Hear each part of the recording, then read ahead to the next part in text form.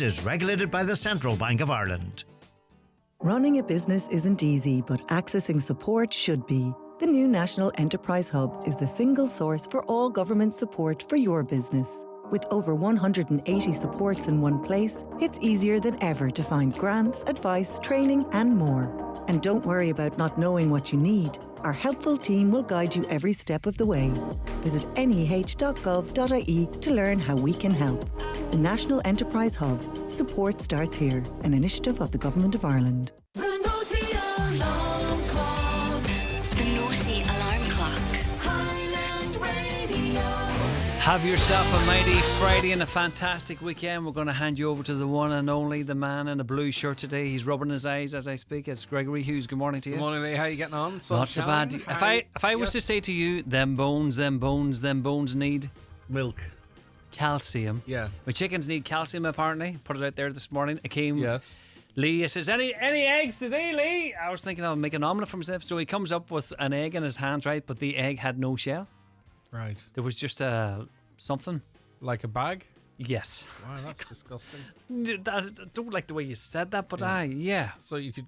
What Needs did you calcium. do? So what? Or you've invented the first non-crackable egg? Or it says, or somebody said to me that the chickens could be a bit worried, predators. Yes. But you'd think they would, nature would make sure the egg had some protection. So what did you do with it? Did you eat it? No, I couldn't eat it.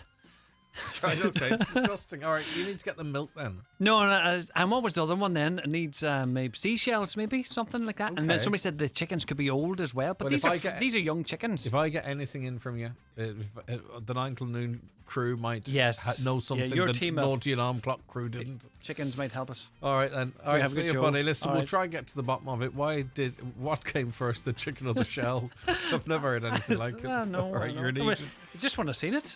It's amazing, and I feel sick. All right, okay. Bye. Bye, love you. Right, it's the 9 till noon show. Our Friday panel is assembling. They're going to be joining us very shortly, discussing some of the big stories of the day and the week indeed. But first, at 9 o'clock, let's get a news update. And it's straight over now to Michaela Clark. Good morning, Michaela. Thanks, Greg. Good morning. New jobs are on the way for Donegal. As part of a €10 million investment over the next 5 years, Source Civil Limited is creating 50 new jobs. The Donegal company's new state-of-the-art offices are officially opening in Donegal town today. Source Civil is a global leader in construction and engineering innovation, and the new office space and warehousing facility at Lurgan is said to be enabling the company's international expansion. The head of the UN's peacekeeping operation says the safety and security of peacekeepers is in jeopardy. Jean-Pierre Lacroix told the Security Council last night that troops are confined to their bases for significant periods of times.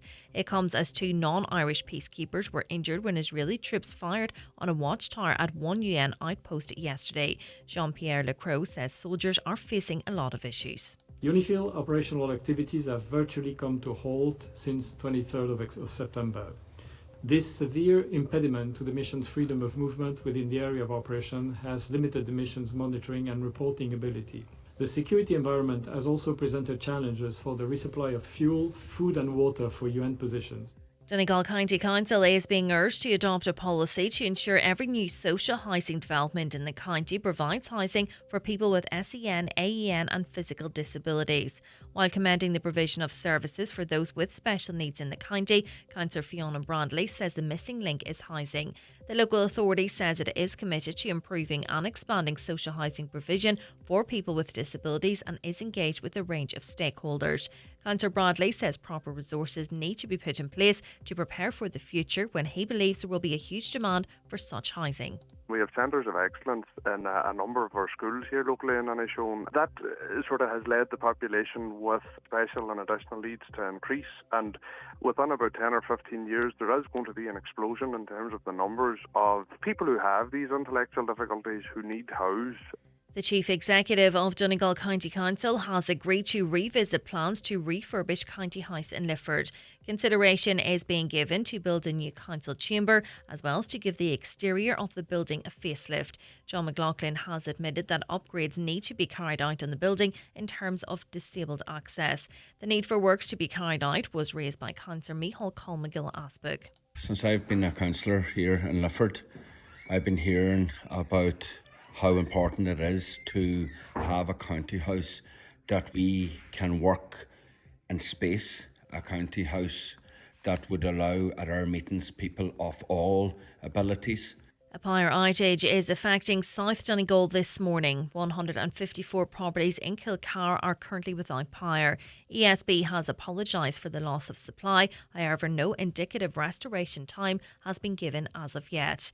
For weather now, frost and mist clearing this morning. The rest of the day will be mainly dry with limited sunny spells and isolated showers. Highest temperatures of 9 to 13 degrees. That's all from Highland Radio News for now. We'll be back with news again at 10 o'clock. Until then, good morning.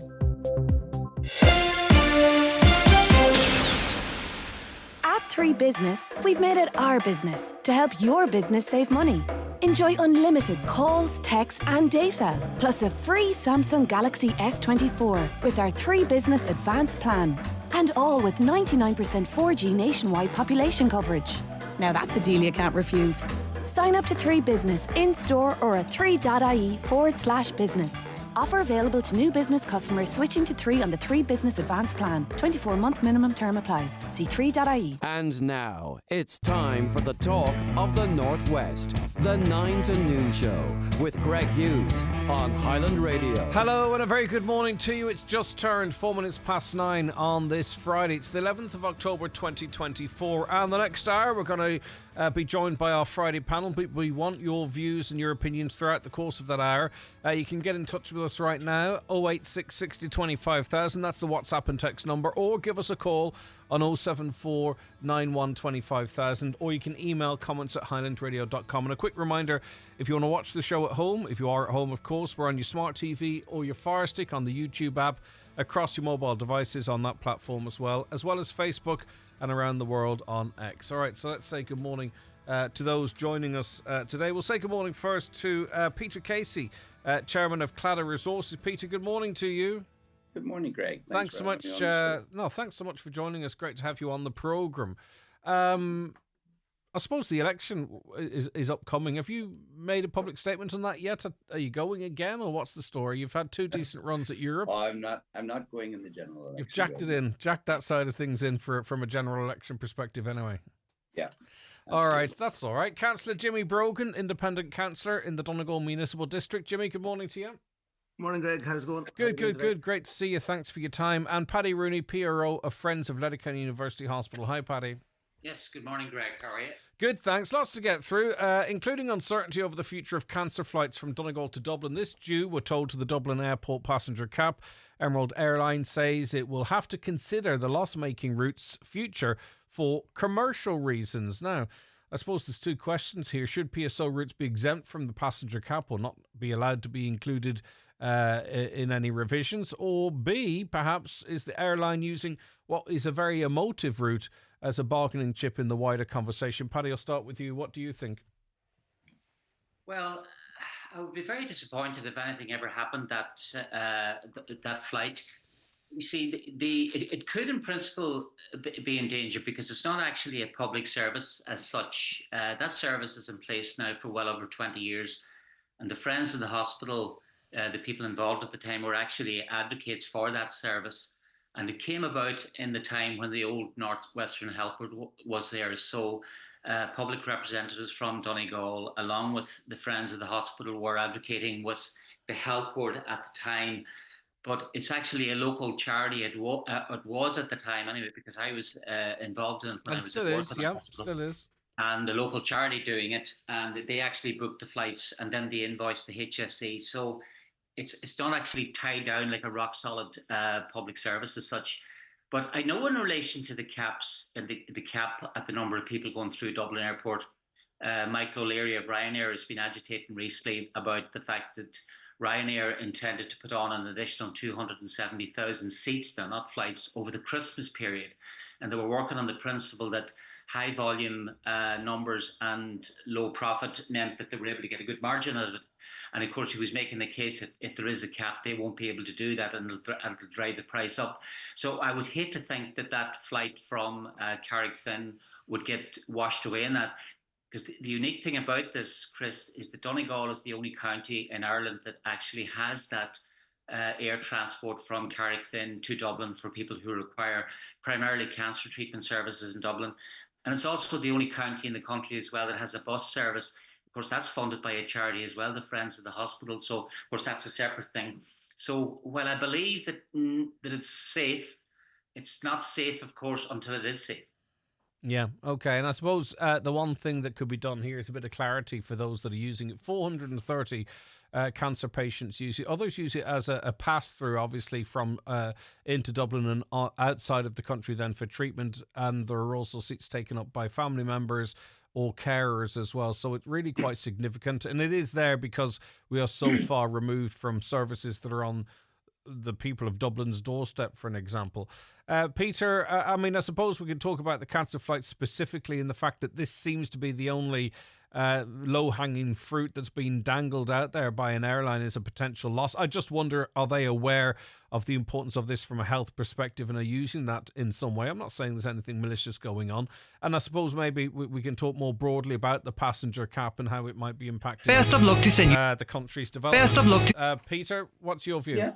I think the cap itself needs to be looked at. You know, the cap was introduced back in 2007 by Fingal County Council, apparently, and it doesn't include in-transit passengers, you know, which there's 2 million a year. And the Fingal County Council were actually the county council that approved the planning for the extra runway that was finished in 2022 with at like a 380 million cost, you know.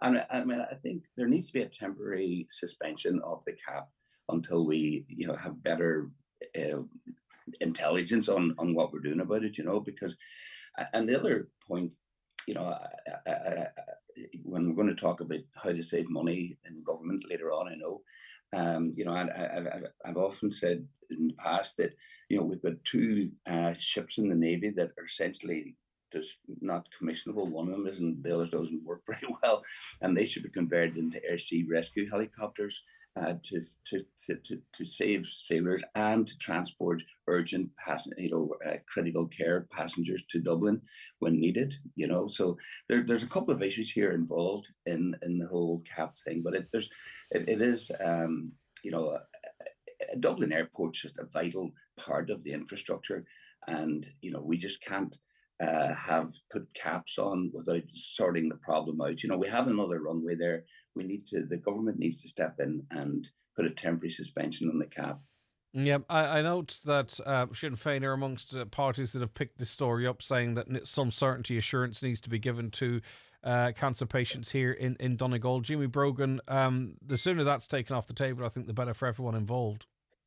Yeah, well, I think the government do need to give some certainty to it. Like, you know, I know, like, I think the Donegal people are sort of being used as a pawn in this whole thing. You know, the cap is the big issue. Like, you know, when they're trying to, you know, create issues like this flight, the cancer flight, like, you know, to bring, you know, to bring it to a head and try to force the government into up on the cap. Like, you know, you got to remember too, in Donegal, like, we've no rail link. You know, we've no motorway network, bus services that don't really run. You know, so like that, you know.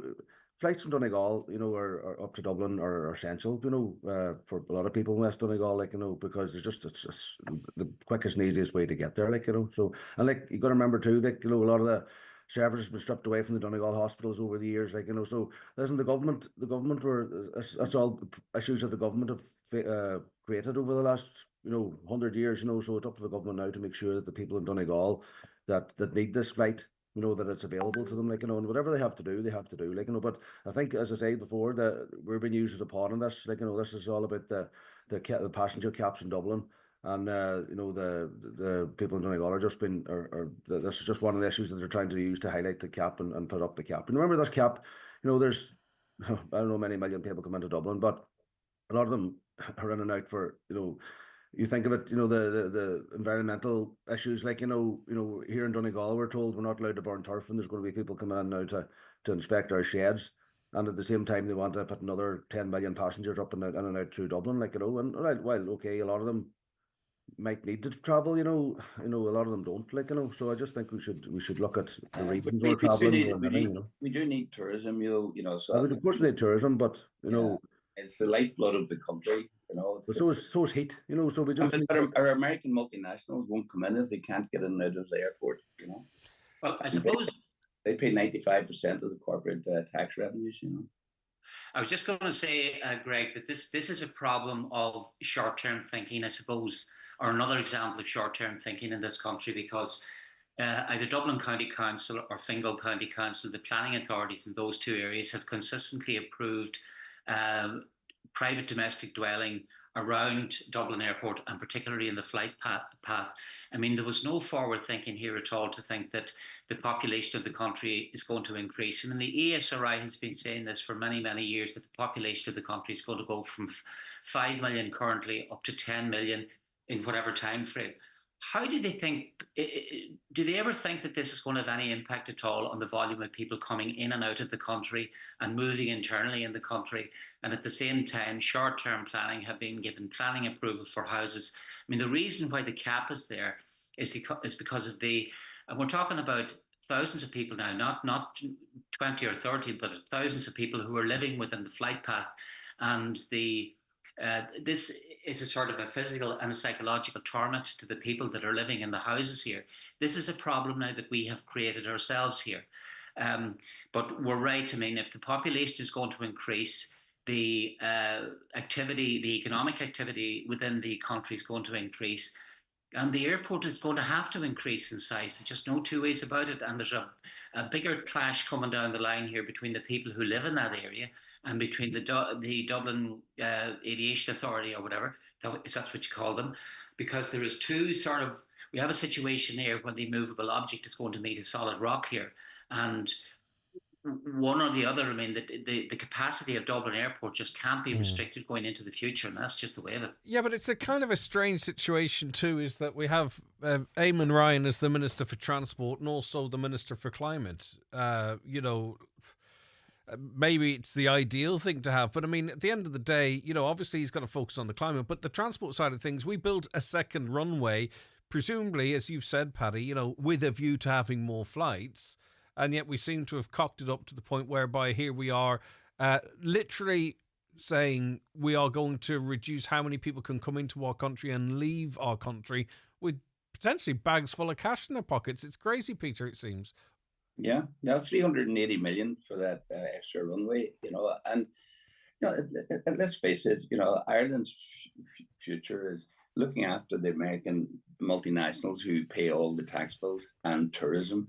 You know, our farmers are screwed, you know, so that they're, you know, our industries are going forward. The fishermen are on a roadway to nowhere. So our future is the American multinationals who pay all the bills and the tourism. And we need a world-class international runway airport at Dublin.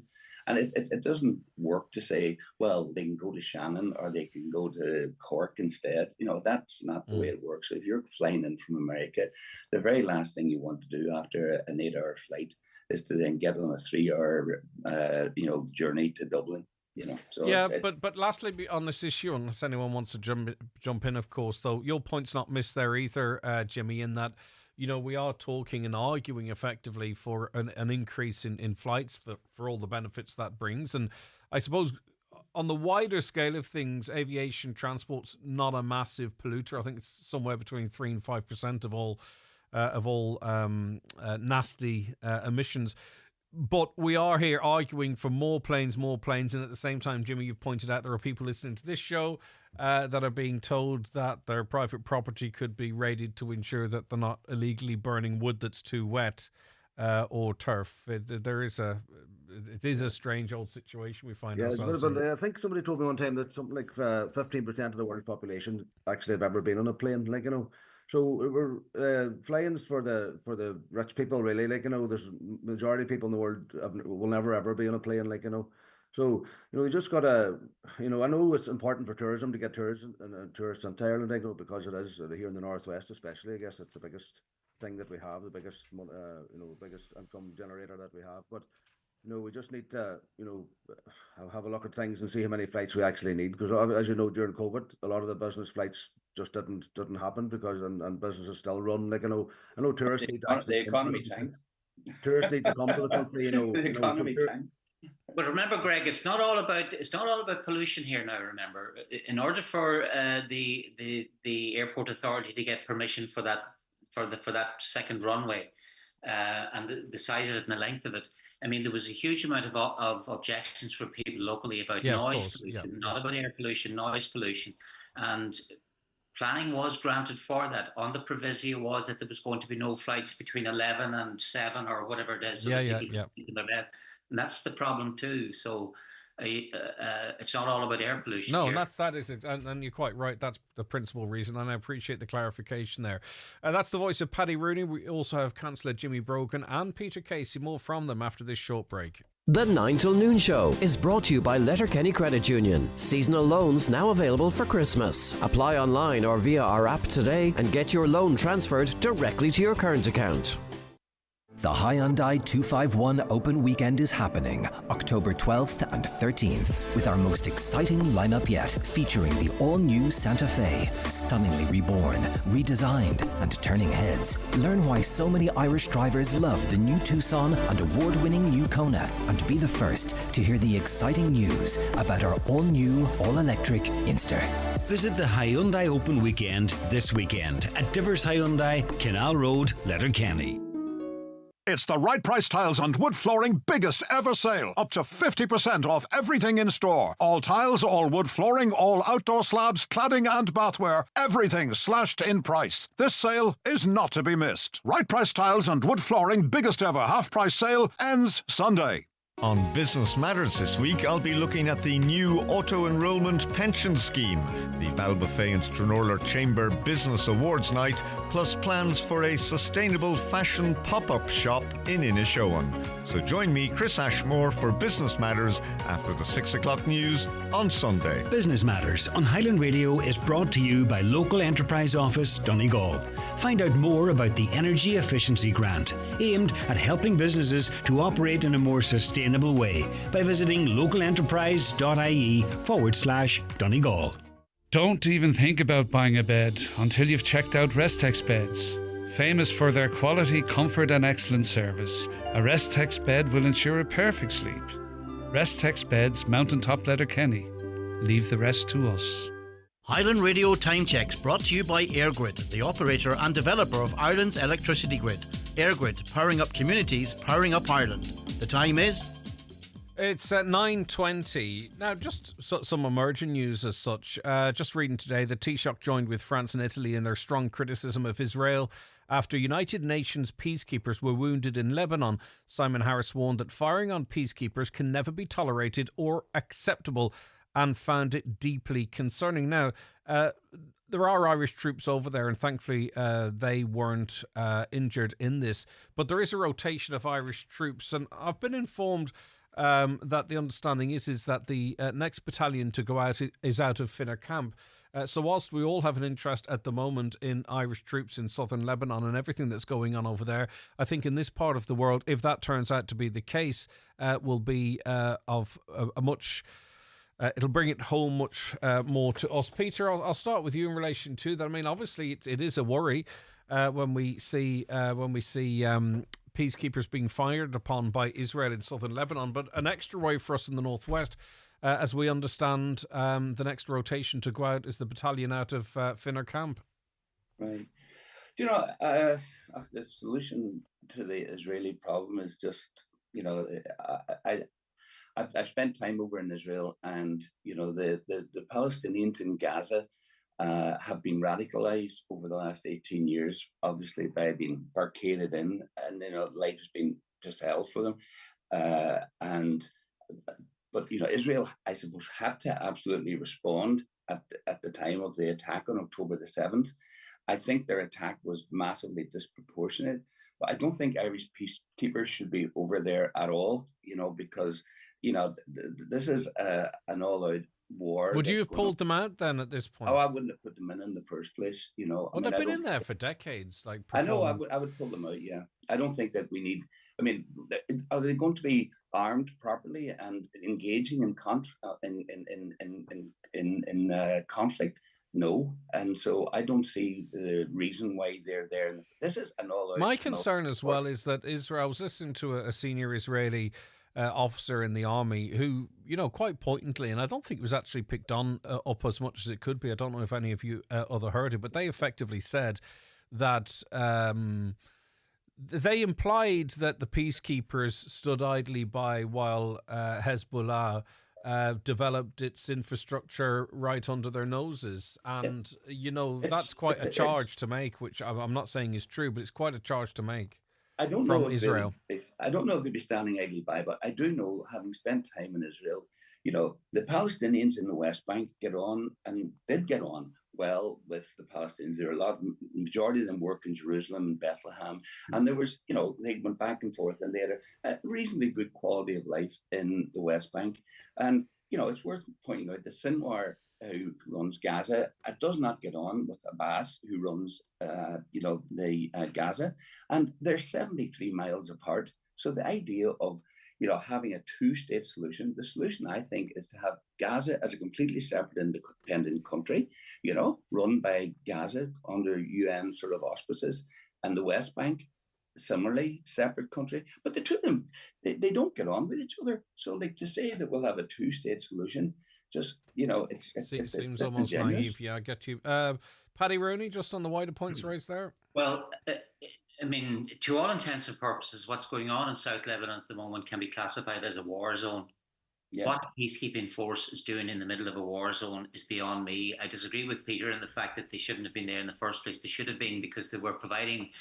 They were brought in there because, as a result of the tail off of the brutal civil war in Lebanon, the good part of, 25 years ago or whatever.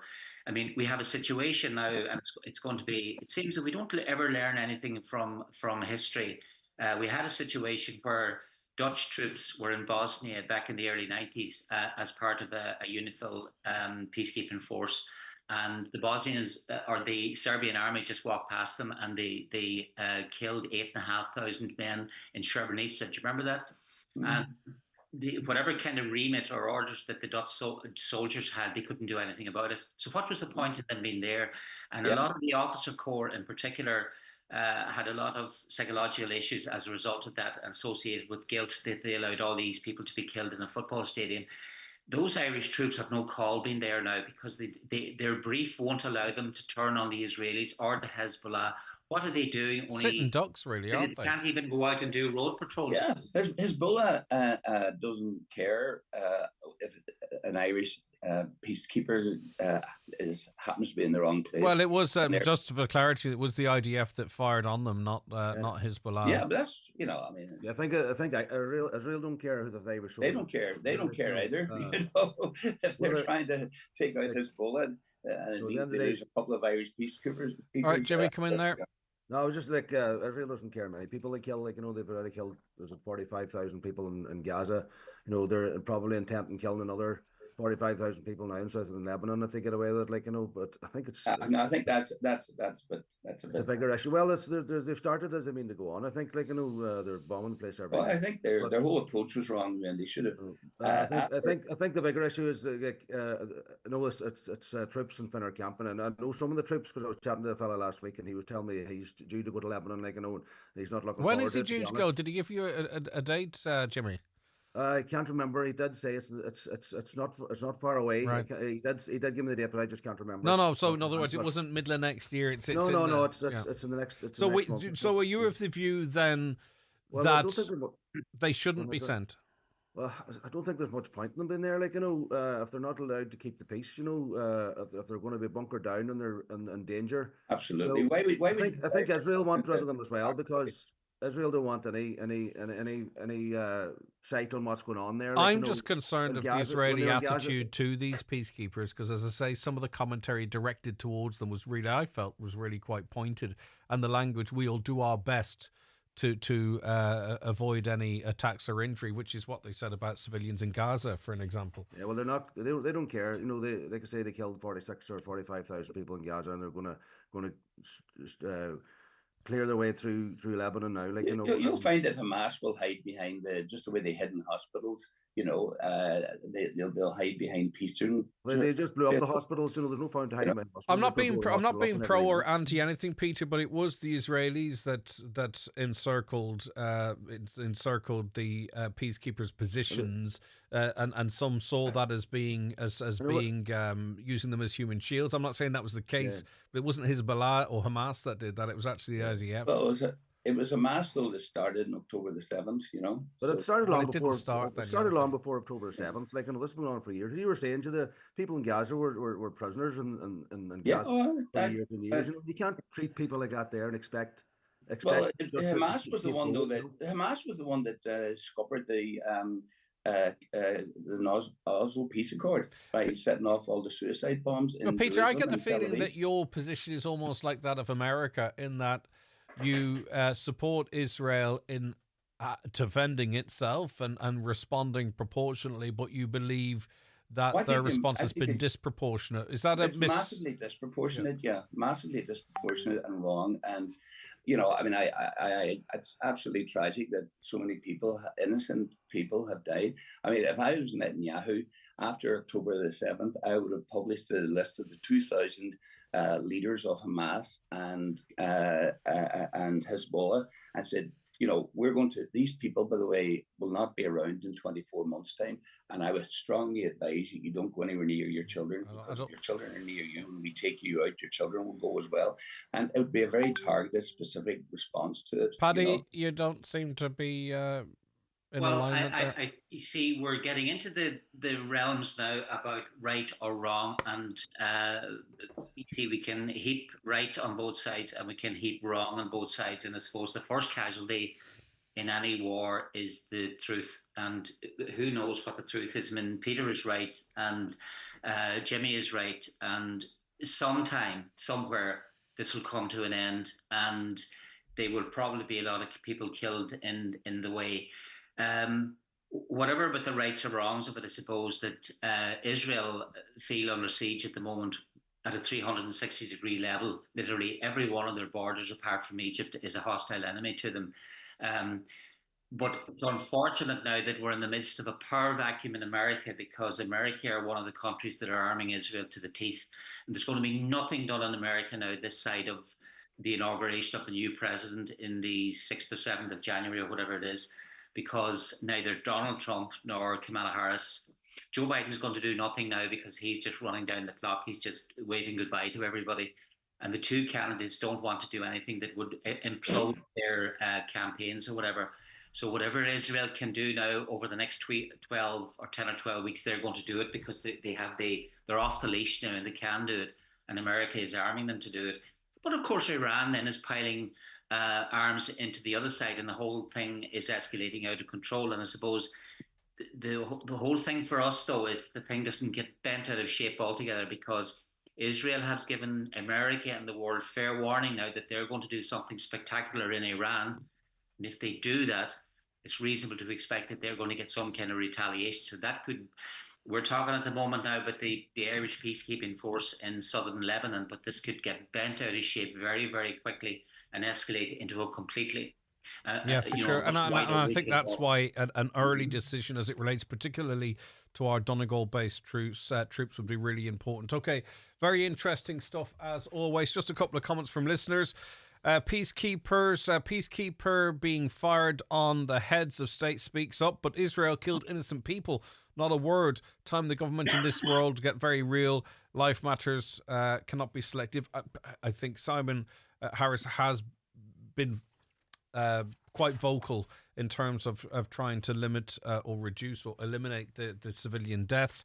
Has anyone looked at the number of passengers that British Airways brings through Dublin on the way to the US to avail of our customs arrangements? It's the main reason they bought Aer Lingus. We're a stopover point both ways, with many of these passengers not staying in Ireland. Are they counted, Peter? Sorry, you referenced something about in transit on included. I didn't understand that phrase. They're not included. They are included, yeah. They are included, okay. They are included and they shouldn't be included. I get you. So that's 2 million sort of that don't leave the airport. You see, the whole... One of the reasons for the cap, was because of the traffic, not just the noise, for the local people, of course, and that's very important, but also, the traffic and the transportation sort of capabilities of the airport to get people in and out of Dublin and everything else. So Yep. Okay. So it should be included if you don't leave the airport. Yeah, of course. Another caller says, like other major cities, why not open a second airport? Okay, more from our guests after these. The 9 till noon show is brought to you by Letterkenny Credit Union, offering low-rate car loans with fast approval. Apply online at letterkennycu.ie or in office today. Cursteach hervisi cheadún is fólamóide agus tamána líne, le na náiritar anúchan ústáú málartú agus ahallathair. Tá sé éasca agus is féidir a dhéanamh gan stró. Tuair cuairt an seirbhís náisiúnta cheadún is tamána líne in neomhaigh ndls.rsa.ie. Mai go bhaidí deimhna a tastal, teachtrocht an údarás am havaltocht Wodi. Celebrate Oktoberfest at Easy Living Furniture with incredible savings on dining, sofas, mattresses and accessories. These deals are only here for Oktoberfest. When they're gone, they're gone. At Easy Living Furniture, Crescent Link Retail Park, Derry, Londonderry, or online at easylivingfurniture.co.uk. Mirror, mirror on the wall, Easy Living has it all. Easy Living Furniture. Luxury furnishings, affordable luxury. The Jive Time show is coming live this Friday from McGurk's Golf, Letterkenny. To celebrate their first year in business in Donegal, there will be fantastic in-store offers on the day, plus a chance to show your golf skills with the longest drive and nearest the pin competition on their state-of-the-art golf simulator. So join us in-store at McGurk's Golf, 40 Retail Park, Letterkenny from 2:30 to 5 p.m. If you've got a wedding, prom, or other special occasion coming up, there's a great offer right now at Watson Menswear in Letterkenny. Get a 3-piece suit, shirt, tie and shoes for just €299. Yes, suited from top to toe for an amazing €299. Watson Menswear are open 7 days a week on Main Street, Letterkenny and online at watsonmenswear.com. The Christmas Club is also now open and a small deposit will secure any item. Highland Radio are planning a musical event just for you. Join us as we spend 3 nights in the luxurious Sleeve Russell Hotel Cavan from Monday the 3rd to Thursday the 6th of February 2025. You will enjoy luxury transfers, dinner, bed and breakfast and nightly entertainment with some of the very best names in country music, including Michael English, Robert Mazzell, David James, Olivia Douglas, myself Sinead Black and many more. Join us on Highland Radio's Cavan Country Getaway for just $4.89 per person sharing. Single supplement applies. Early booking advised by visiting the outlet on highlandradio.com or call us at 074 91 25,000 today. Support troops at home. Please tell Micheál Martin to cop on. Sending Irish troops out to be killed. He should have blood on his hands if any of our troops are killed. Another platoon is due to go to Lebanon next week, including members from Donegal. Surely they won't be sent now. Yep, that's what we've been talking about. Indeed. Sinn Féin set to face further questions over the level of knowledge within the party about references given by two former senior officials to an ex-colleague who has been convicted of child sex offences.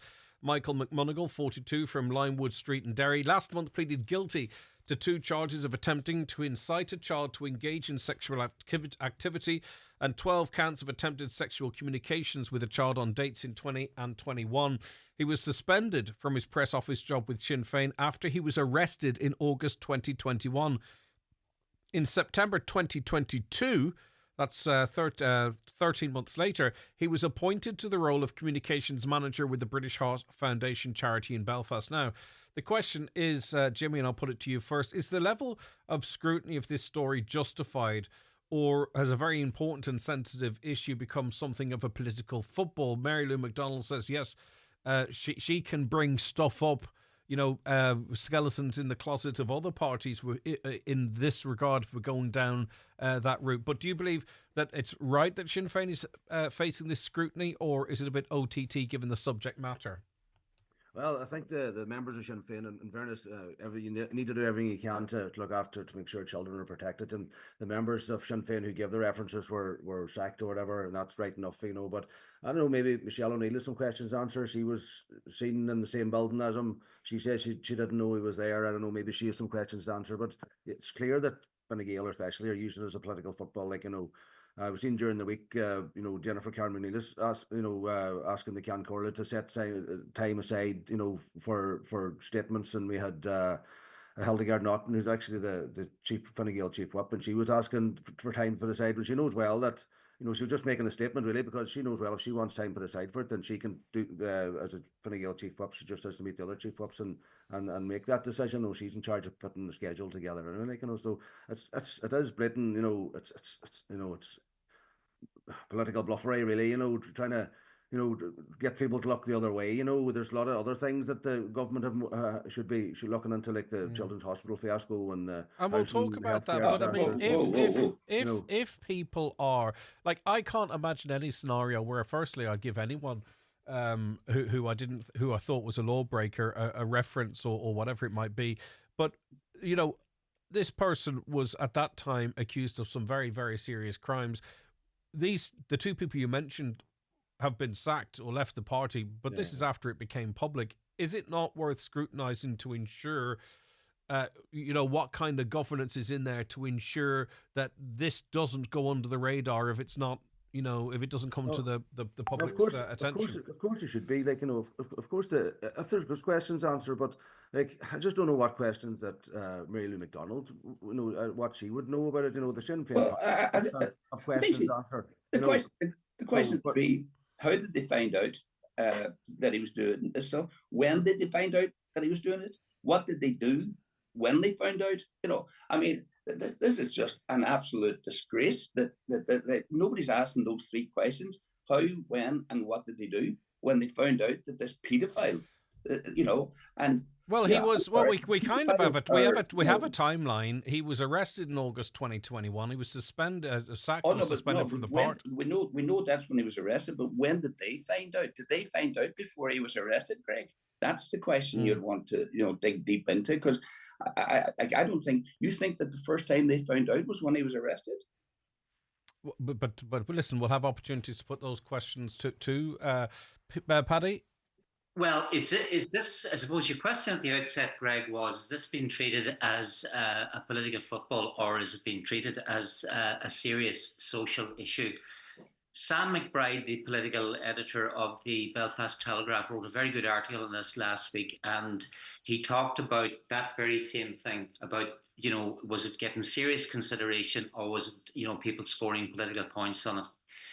And he made reference to Arlene Foster, the former First Minister and Economic Minister and leader of the DUP in Northern Ireland. She's advertising herself now as an after-dinner speaker, charging £2,500 a go and £10,000 for advice on a green energy saving, of all things, even though she was the Minister for the Cash for Ash fiasco. And apparently Sinn Féin were having great crack with this stuff, and they were poking the whole thing with the story with the stick. And the response back from the DUP was, well, sure, how much is Jerry Adams charging for an after-dinner speech? And the whole thing degenerated into farce, all this kind of table tennis over and back. Recently then, the stuff in Northern Ireland, it started to bubble out then about politicians across the political spectrum here in the south, that they were giving, it turns out that they were giving references to convicted rapists. In fact, it's interesting that Jimmy mentioned there about the Can Corla. Well, Sean O'Farrell, the Fianna Fáil TD, who's the Can Corla, he was actually in the frame here. He gave a reference to a guy who was actually convicted of child rape in court. Gleeson Mason McMonigal hadn't been charged at that particular time. But that's neither here nor there. So there's no point or no value in this table tennis match going over and back. This is a very serious issue. We are only 2 or 3 weeks ago since there was a report issued about physical and sexual abuse in schools in Ireland, going back whatever period of time. And there was something like 2,900 reports. And Sinn Féin have not dealt well with this, because I have sympathy for Mary Lou McDonald and Michelle O'Neill about the fact that the thing arose in the first place, because I accept the fact that they said that they had no knowledge of their two press officers giving a reference to this guy. Why they thought that was a good idea is completely beyond me. But anyway, they've done that. But did they say they had no knowledge of this guy's behaviour patterns, like, or did they have no knowledge that the references were given? Well, let's talk about the an important distinction there. I don't know that, and that's sort an of important distinction there. If the what really cause this to get Can I bent just out say, of by the way, shape. Peter's raising good questions, as are you. Mary Lou McDonald, I believe, is on this show next week, and I'm going to have an opportunity to put some of these questions to her as part of a broader interview. So we're not throwing questions out there and leaving them hanging. I will try and get answers to what are No, that's fair quite enough. But I'm just going to make the questions. point here that, and this is for every political party, but what happened to Sinn Féin have a governance issue now, and they have a back office management issue here. Because if we're talking about a code of practice and the values, not about their political philosophy or their manifesto or so on and so forth, but it's how they do their business. Because what happened, but they compounded the problem by the way that they reacted to it. I mean, if you listen to or looked at an interview between Enda McClafferty of the BBC and Conor Murphy, I mean, Conor Murphy was so cross and so petulant about the whole thing, more or less saying, "Why are you asking me about this?" And can I say one thing? That I am involved in a director of two individual charities, and the fact that the party would try and Sinn Féin would try and dish the dirt on the British Heart Foundation. I know nothing about them, but they're also a registered charity, and trying to put the focus on them, that there was a governance issue in the airport. I think that was completely reprehensible. Okay. Now, Greg, we're talking about Sinn Féin I'll here, bring you but in a every second, single Peter. political party, though, have an obligation to get their back office stuff in relation to this. And I just want to say one thing as well before Peter comes in here. This government, Fine Gael, Fianna Fáil and the Greens, on this programme and many other programmes, and quite rightly so, get a great deal of scrutiny. They are the decision makers and what have you. And it is only fair, and if you purport to be fair, it is only fair that all political parties and those who are elected and of no party get the same level of scrutiny. I think sometimes people can be quite defensive. But you have to ask the question. You said that Sinn Féin haven't handled this very well. It seems to be a pattern of in different issues of not getting the communication right on certain issues. Peter, did you want to come in there on that? Yes, no. And the bigger issue, is with child perverts. People who abuse children. Pedophiles. I'm afraid I can't see that they're treatable. Other than chemical castration. They don't. You don't send them to prison and hope that they get rehabilitated and come out of prison. No longer. Dangerous to children. So, I think that there should be a That's bigger a wider discussion point, okay. about that. Jimmy, just on the specifics, I know I started it with you just before our last break. Is there anything else you want to add? Yeah, listen, you have to do everything you can to protect children, and anybody's found doing anything, whether they're perpetrators or whether they're in some way, adding to the situation by not, by giving reference to people who are in these situations, then people need to be called out, right away, And listen, the giving references or character references to courts and all that kind of stuff. There's a lot of people that have done that for various different crimes. It's just, I think. Just make one point. Of course you can, Paddy. Yeah. We go to an ad break there, and that is about that. It's important to point out that exploitation of children and sex abuse of children is not a historical issue. It is a today issue. Mm-hmm. And I think that Sinn Féin and probably all the political parties need to give their back office staff or their permanent staff a review on children first legislation and safeguarding and all that, because everything that Sinn Féin have done in relation to this has been completely contrary to all that. Okay, that's the voice there of Paddy Rooney, PRO of Friends of Letterkenny University Hospital. We're also hearing from Councillor Jimmy Brogan and Peter Casey, Chair of Claddagh Resources. More from our guests after these. The 9 till noon show with Letterkenny Credit Union. Simplify your debts with a debt consolidation loan from Letterkenny Credit Union. Call us on 074 910 2126 or apply online via our app or in office today. If you're an employer, you probably already know how important your employees are to your business. And you've probably heard about auto-enrolment, the government's new retirement savings scheme that helps employees to save for their future. And you probably know that it's starting soon. So why not visit gov.ie/auto-enrolment and make sure your business is ready for when it happens.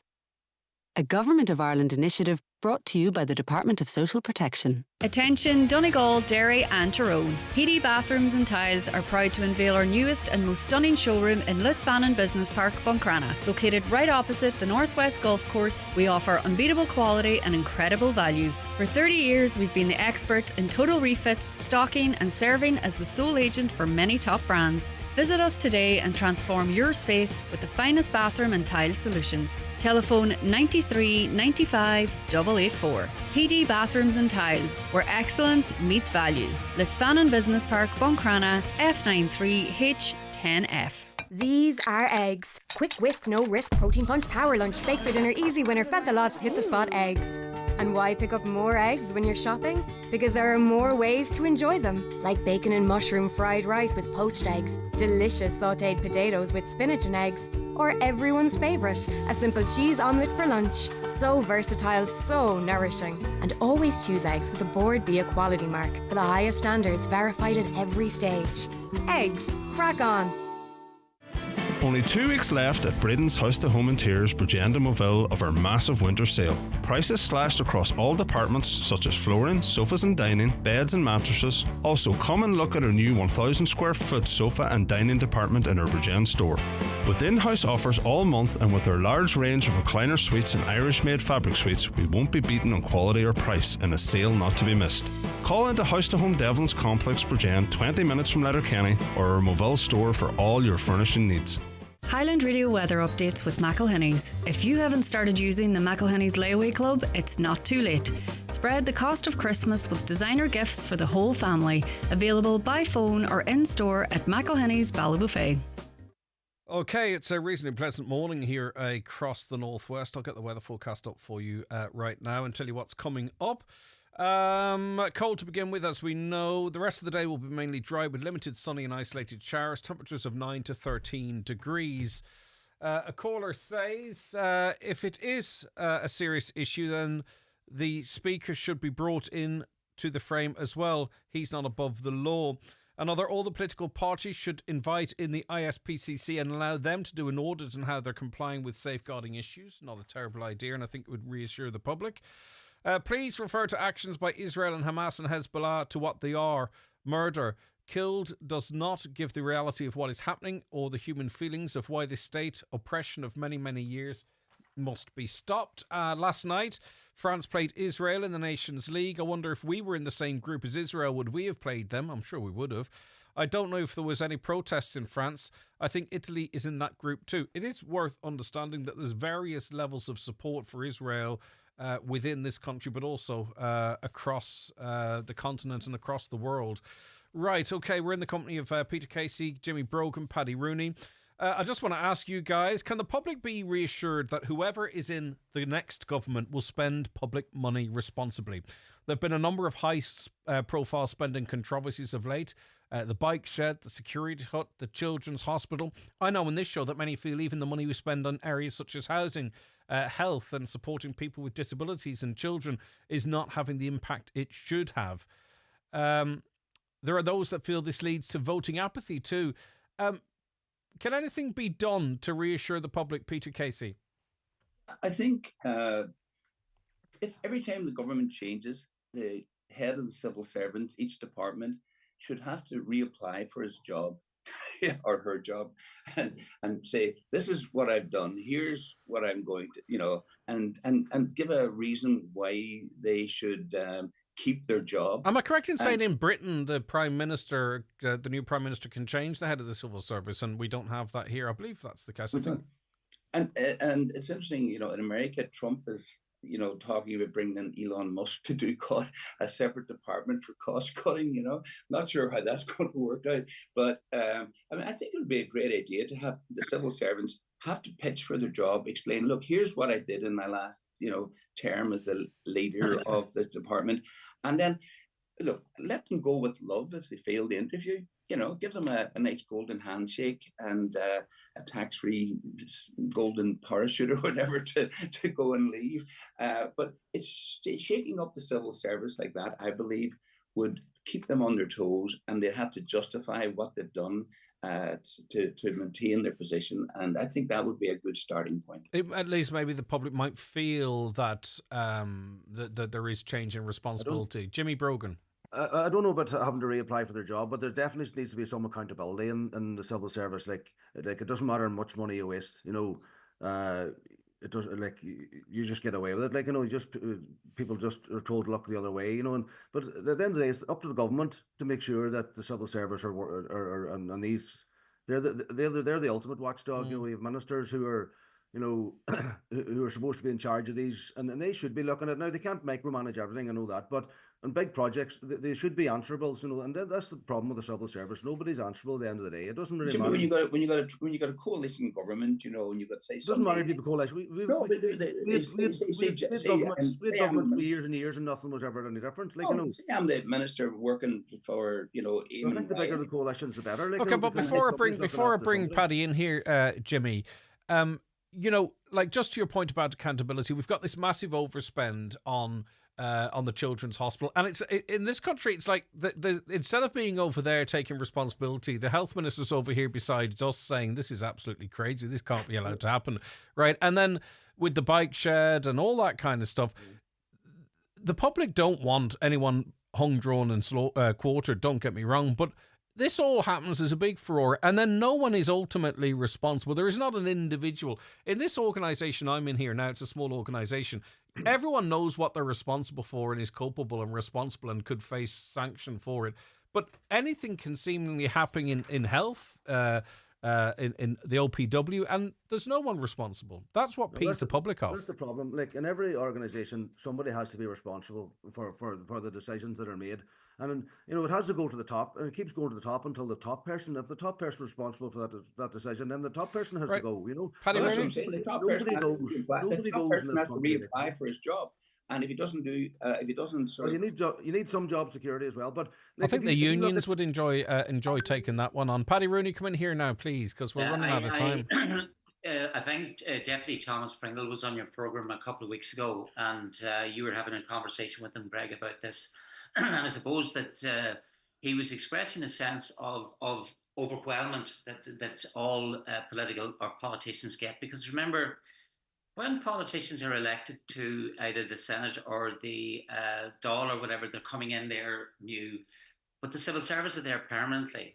The political system is a transient thing, and the civil service, particularly the senior civil service, are there all the time. I mean, if you go back to a book, I think that was written by, was it Richard Chambers of Virgin Media, about the COVID management or whatever. And there was generally four big dogs in the room, four big strong personalities. Tony Holohan was one, the chief medical officer, who was in TV very evening, and he came across as a very strong individual. And there was Paul Reid, the chief executive of the HSE. And there was Stephen Donnelly, the Minister of Health. But it was very, very clear that the big dog in the room was Robert Watt, the General Secretary of the Department of Health, that whenever there was a peeing contest, he won all of the time. We have all these institutions that have been put in place, like the Department of Public Expenditure that was put in place in 2011, that was to decide, they were to override the Department of Finance in relation to what was spent and how it was spent. And we have the Office of Public Works, who's supposed to carry out the work diligently on behalf of the government. And we have the Comptroller and Auditor General. I mean, their most recent report is about the Gardaí, about how they are costing major sporting events and rock concerts and so on and so forth. And it turns out that they're undervaluing, they're undercosting their own involvement, and also the fact that they're not even collecting the money. Secondly, that concert promoters aren't even paying them for this. I mean, I have a vision in my head here, and Peter, you're going to enjoy this.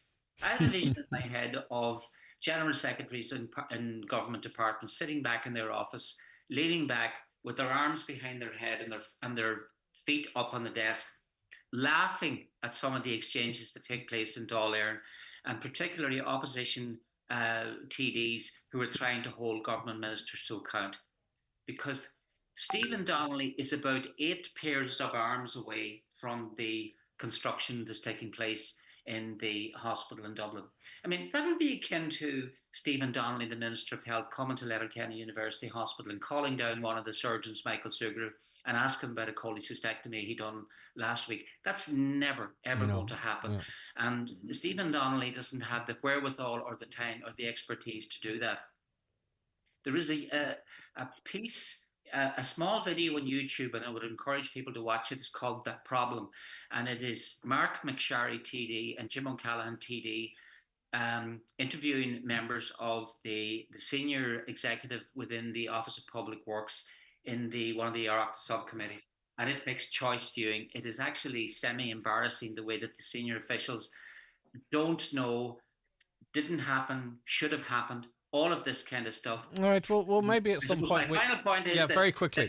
that Mark McSharry asked the General Secretary in the Office of Public Works, I mean, why is people not named here? And he talked about the dignity and respect. It was about protecting the dignity and respect of senior civil servants. And Mark McSharry said, what about the dignity and respect of the taxpayer? Okay, well, maybe we'll play that out at some point. Listen, Paddy Rooney, I wish we had another hour. Thank you very much. Always enjoy listening to you. Take care of yourself. Thank you so very much indeed for joining us. Jimmy, hopefully you'll come back on. I enjoyed listening to you. Thanks very much for your time. Yeah, no, anytime. Give me a shout anytime. Councillor Jimmy Brogan, fair play to you. And Peter Casey, last but not least. Have a great weekend. God bless you. Thanks very much indeed. Okay. Right, that was our Friday panel. We'll be back with much more on the 9 till noon show. But first, we'll take a break to bring you the news and the obituary notices. The 9 till noon show is brought to you by Letterkenny Credit Union. Digital loans now available. Apply online or via our app today and get your loan transferred directly to your current account. It's the Right Price Tiles and Wood Flooring biggest ever sale. Up to 50% off everything in store. All tiles, all wood flooring, all outdoor slabs, cladding and bathware. Everything slashed in price. This sale is not to be missed. Right Price Tiles and Wood Flooring biggest ever half price sale ends Sunday. Do you need a little extra help staying in your home? At Bluebird Care, we offer a wide variety of QMark-approved personalised home care services across Donegal. And our fully trained and committed staff will always meet your care needs with kindness, compassion and dignity. To get your personal home care assessment plan, visit bluebirdcare.ie or call our care team today on 07491 29562 and bring care home. The Hyundai 251 Open Weekend is happening October 12th and 13th with our most exciting lineup yet, featuring the all-new Santa Fe, stunningly reborn, redesigned and turning heads. Learn why so many Irish drivers love the new Tucson and award-winning new Kona, and be the first to hear the exciting news about our all-new, all-electric Inster. Visit the Hyundai Open Weekend this weekend at Divers Hyundai, Canal Road, Letterkenny. From the morning routines to cosy family moments, Grant has been bringing comfort to homes for over 45 years. With our biofuel-compatible condensing boilers, heat pumps and underfloor heating, you can trust Grant to heat your home now and into the future. Think heating, think Grant. Visit grant.ie. The Carrickdone Autumn Shopping Event is here. 20% off almost everything in fabulous fashion, jewellery, gifts and home this weekend. Plus amazing Halloween offers. Shop 20% off in stores nationwide or online at carrickdone.com. Century Complex has spectacular fun this October. Join us for a family fun day on October the 26th and catch Halloween classics like Hocus Pocus on the big screen starting from October the 19th. For more information or to book tickets, call 07491 21976 to celebrate spooky season with us. Live, on air, online and on the Highland Radio app. This is Highland Radio News. Good morning, I'm Michaela Clark with the news at 10 o'clock. 50 new jobs are being created in Donegal as part of a €10 million investment by Source Civil Limited. The Donegal company's new state-of-the-art offices are officially opening in Donegal town today. Source Civil is a global leader in construction and engineering innovation, and the new office space and warehousing facility opening today at Lurgan will enable the company's international expansion. Enda Healy, Managing Director of Source Civil, says they are recruiting for a range of roles. The new jobs will cover an entire engineering and construction spectrum. We're looking for senior civil engineers, project supervisors, contract managers, site engineers, setting out engineers, planners, foremen, pipe layers. We're looking for the whole spectrum of civil engineering people. And the jobs will be based, in Donegal and overseas. It's an opportunity for employees to see the world, and those who want to stay at home as well may have opportunities as well. The UN is warning peacekeepers on the ground in Lebanon are in jeopardy. A Security Council meeting heard their safety and security is being impacted due to the ongoing war between Israel and Hezbollah. It's as 2 non-Irish peacekeepers were injured after Israeli tanks fired on a UN watchtower yesterday. Head of Peacekeeping Operations Jean-Pierre Lacroix says the safety of troops is of the utmost importance. It should be remembered that the ultimate responsibility for ensuring the safety and security of our peacekeepers lies with the actors on the ground. We have strongly protested the latest developments to the Israeli authorities and underlined the responsibility of the IDF to respect the protected status of UNIFIL and its personnel. This presence compromises the impartiality of UNIFIL and puts UNIFIL personnel and premises at risk of being impacted. There's further calls for certainty to be provided over the future of cancer flights in Donegal. Yesterday, in responding in the Dáil to Donegal Deputy Pearse Doherty, Taoiseach Micheál Martin said that air links to the northwest need to be kept open due to the lack of connectivity in the region. Earlier this month, the executive chairman of Emerald Airlines expressed concern that the passenger cap introduced at Dublin Airport could have a negative impact on the county. There's fears now that the passenger cap could limit seat capacity for the over 400 cancer patients who use the service when travelling to Dublin for treatment. Councillor Jimmy Brogan told today's 9 to Noon show that it's up to the government to clean up the mess it's created. A lot of the services have been stripped away from the Donegal hospitals over the years. That's all issues that the government have created over the last 100 years, so it's up to the government now to make sure that the people in Donegal that need this flight, that it's available to them, and whatever they have to do, but I think, as I said before, that we're being used as a pawn in this, this is all about the passenger caps in Dublin. Donegal County Council is being urged to adopt a policy to ensure every new social housing development in the county provides housing for people with SEN, AEN and physical disabilities. While commending the provision of services for those with special needs in the county, Councillor Fiona Bradley says that the missing link is housing. The local authority says it is committed to improving and expanding social housing provision for people with disabilities and is engaged with a range of stakeholders. Councillor Bradley says proper resources need to be put in place to prepare for the future when he believes that there will be a huge demand for such housing. We have centres of excellence in a number of our schools here locally in Aviation. That sort of has led the population with special and additional needs to increase, and within about 10 or 15 years there is going to be an explosion in terms of the numbers of people who have these intellectual difficulties who need house. The Chief Executive of Donegal County Council has agreed to revisit plans to refurbish County House in Lifford. Consideration is being given to build a new council chamber as well as to give the exterior of the building a facelift. John McLaughlin has admitted that upgrades are needed in terms of access for people with disability.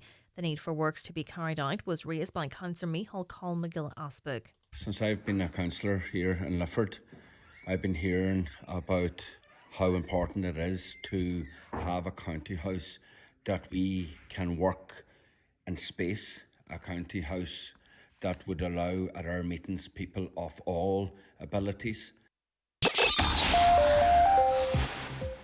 Today will be mainly dry with limited sunny spells and isolated showers. Highest temperatures of 9 to 13 degrees.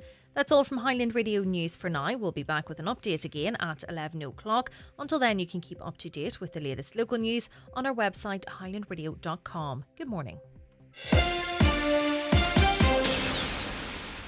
The obituary notice says for this Friday morning, October the 11th. The death has taken place of Michael Doherty, Hutton, St Mary's Road, Buncrana. Remains are reposing at his residence. Funeral from there on Sunday afternoon at 12:10, going to St Mary's Oratory for 12:30 Requiem Mass with burial afterwards in Cockhill Cemetery. The death has taken place of Brian Diver, Carramore, Glenealy, reposing at the home of his nephew Barry Diver, Carramore. Funeral from there tomorrow morning at 10:30. For 11 o'clock, funeral mass in St Mary's Church, Bocken, followed by interment in Bocken Graveyard. Funeral mass can be viewed live on kildaffparish.com. Family flowers only, please. Donations in lieu if desired to the Nazareth House Fawn and Buncrana Community Hospital, care of any family member or Eamon McLaughlin, funeral director. And the death has taken place of Patsy McGonigal, 67 Murlock Road, Glenmornan, reposing at his home. Funeral leaving his home tomorrow morning at 11:20 for Requiem Mass in St Joseph's Church, Glenmornan at 12 noon. Interment afterwards in the adjoining cemetery. Donations in lieu of flowers, please, to the Foyle Hospice, care of Quigley Funeral Directors. Family time, please, from 10 o'clock to 11 o'clock. The Requiem Mass can be viewed live via the parish webcam. For family information and more details regarding wakes and funerals, please go to highlandradio.com. Highland Radio. It's that time of year when all your thoughts turn to Aldi offers, like less than 3% fat Irish beef mince was $4.49, now $3.49. Makes a scrummy Asian-inspired beef dish. Or how about extra large Irish chicken breast fillets? Was $6.99, now $5.99. For that delicious light lemony chicken dinner. You can almost smell it. Make every day delicious with unmissable Board Bia quality assured Super 6 meat offers. Go all Aldi. Now, you're welcome back to the 9 till noon show for this Friday. I don't know if it's an age thing, but the weeks just seem to be going incredibly, incredibly quickly. Thanks again to Peter Casey, Councillor Jimmy Brogan and Paddy Rooney for their comments over the last hour. Thanks to all of you for messaging and texting in. We really do appreciate it. And what we're going to try and do going forward is I have a habit of holding off some of the comments until this time of the programme after 10. So what we're going to try and do is going forward is, read those comments as they come in as time permits, and maybe even bring in voices, your voice into that hour as well. I just want it to be a little bit more interactive, we do, than it actually is at the moment. So as I say, I do often read the messages, but I want it to become more of an integral part of that hour. And as I say, if someone has a strong opinion that they want a voice as well, to bring them in on that.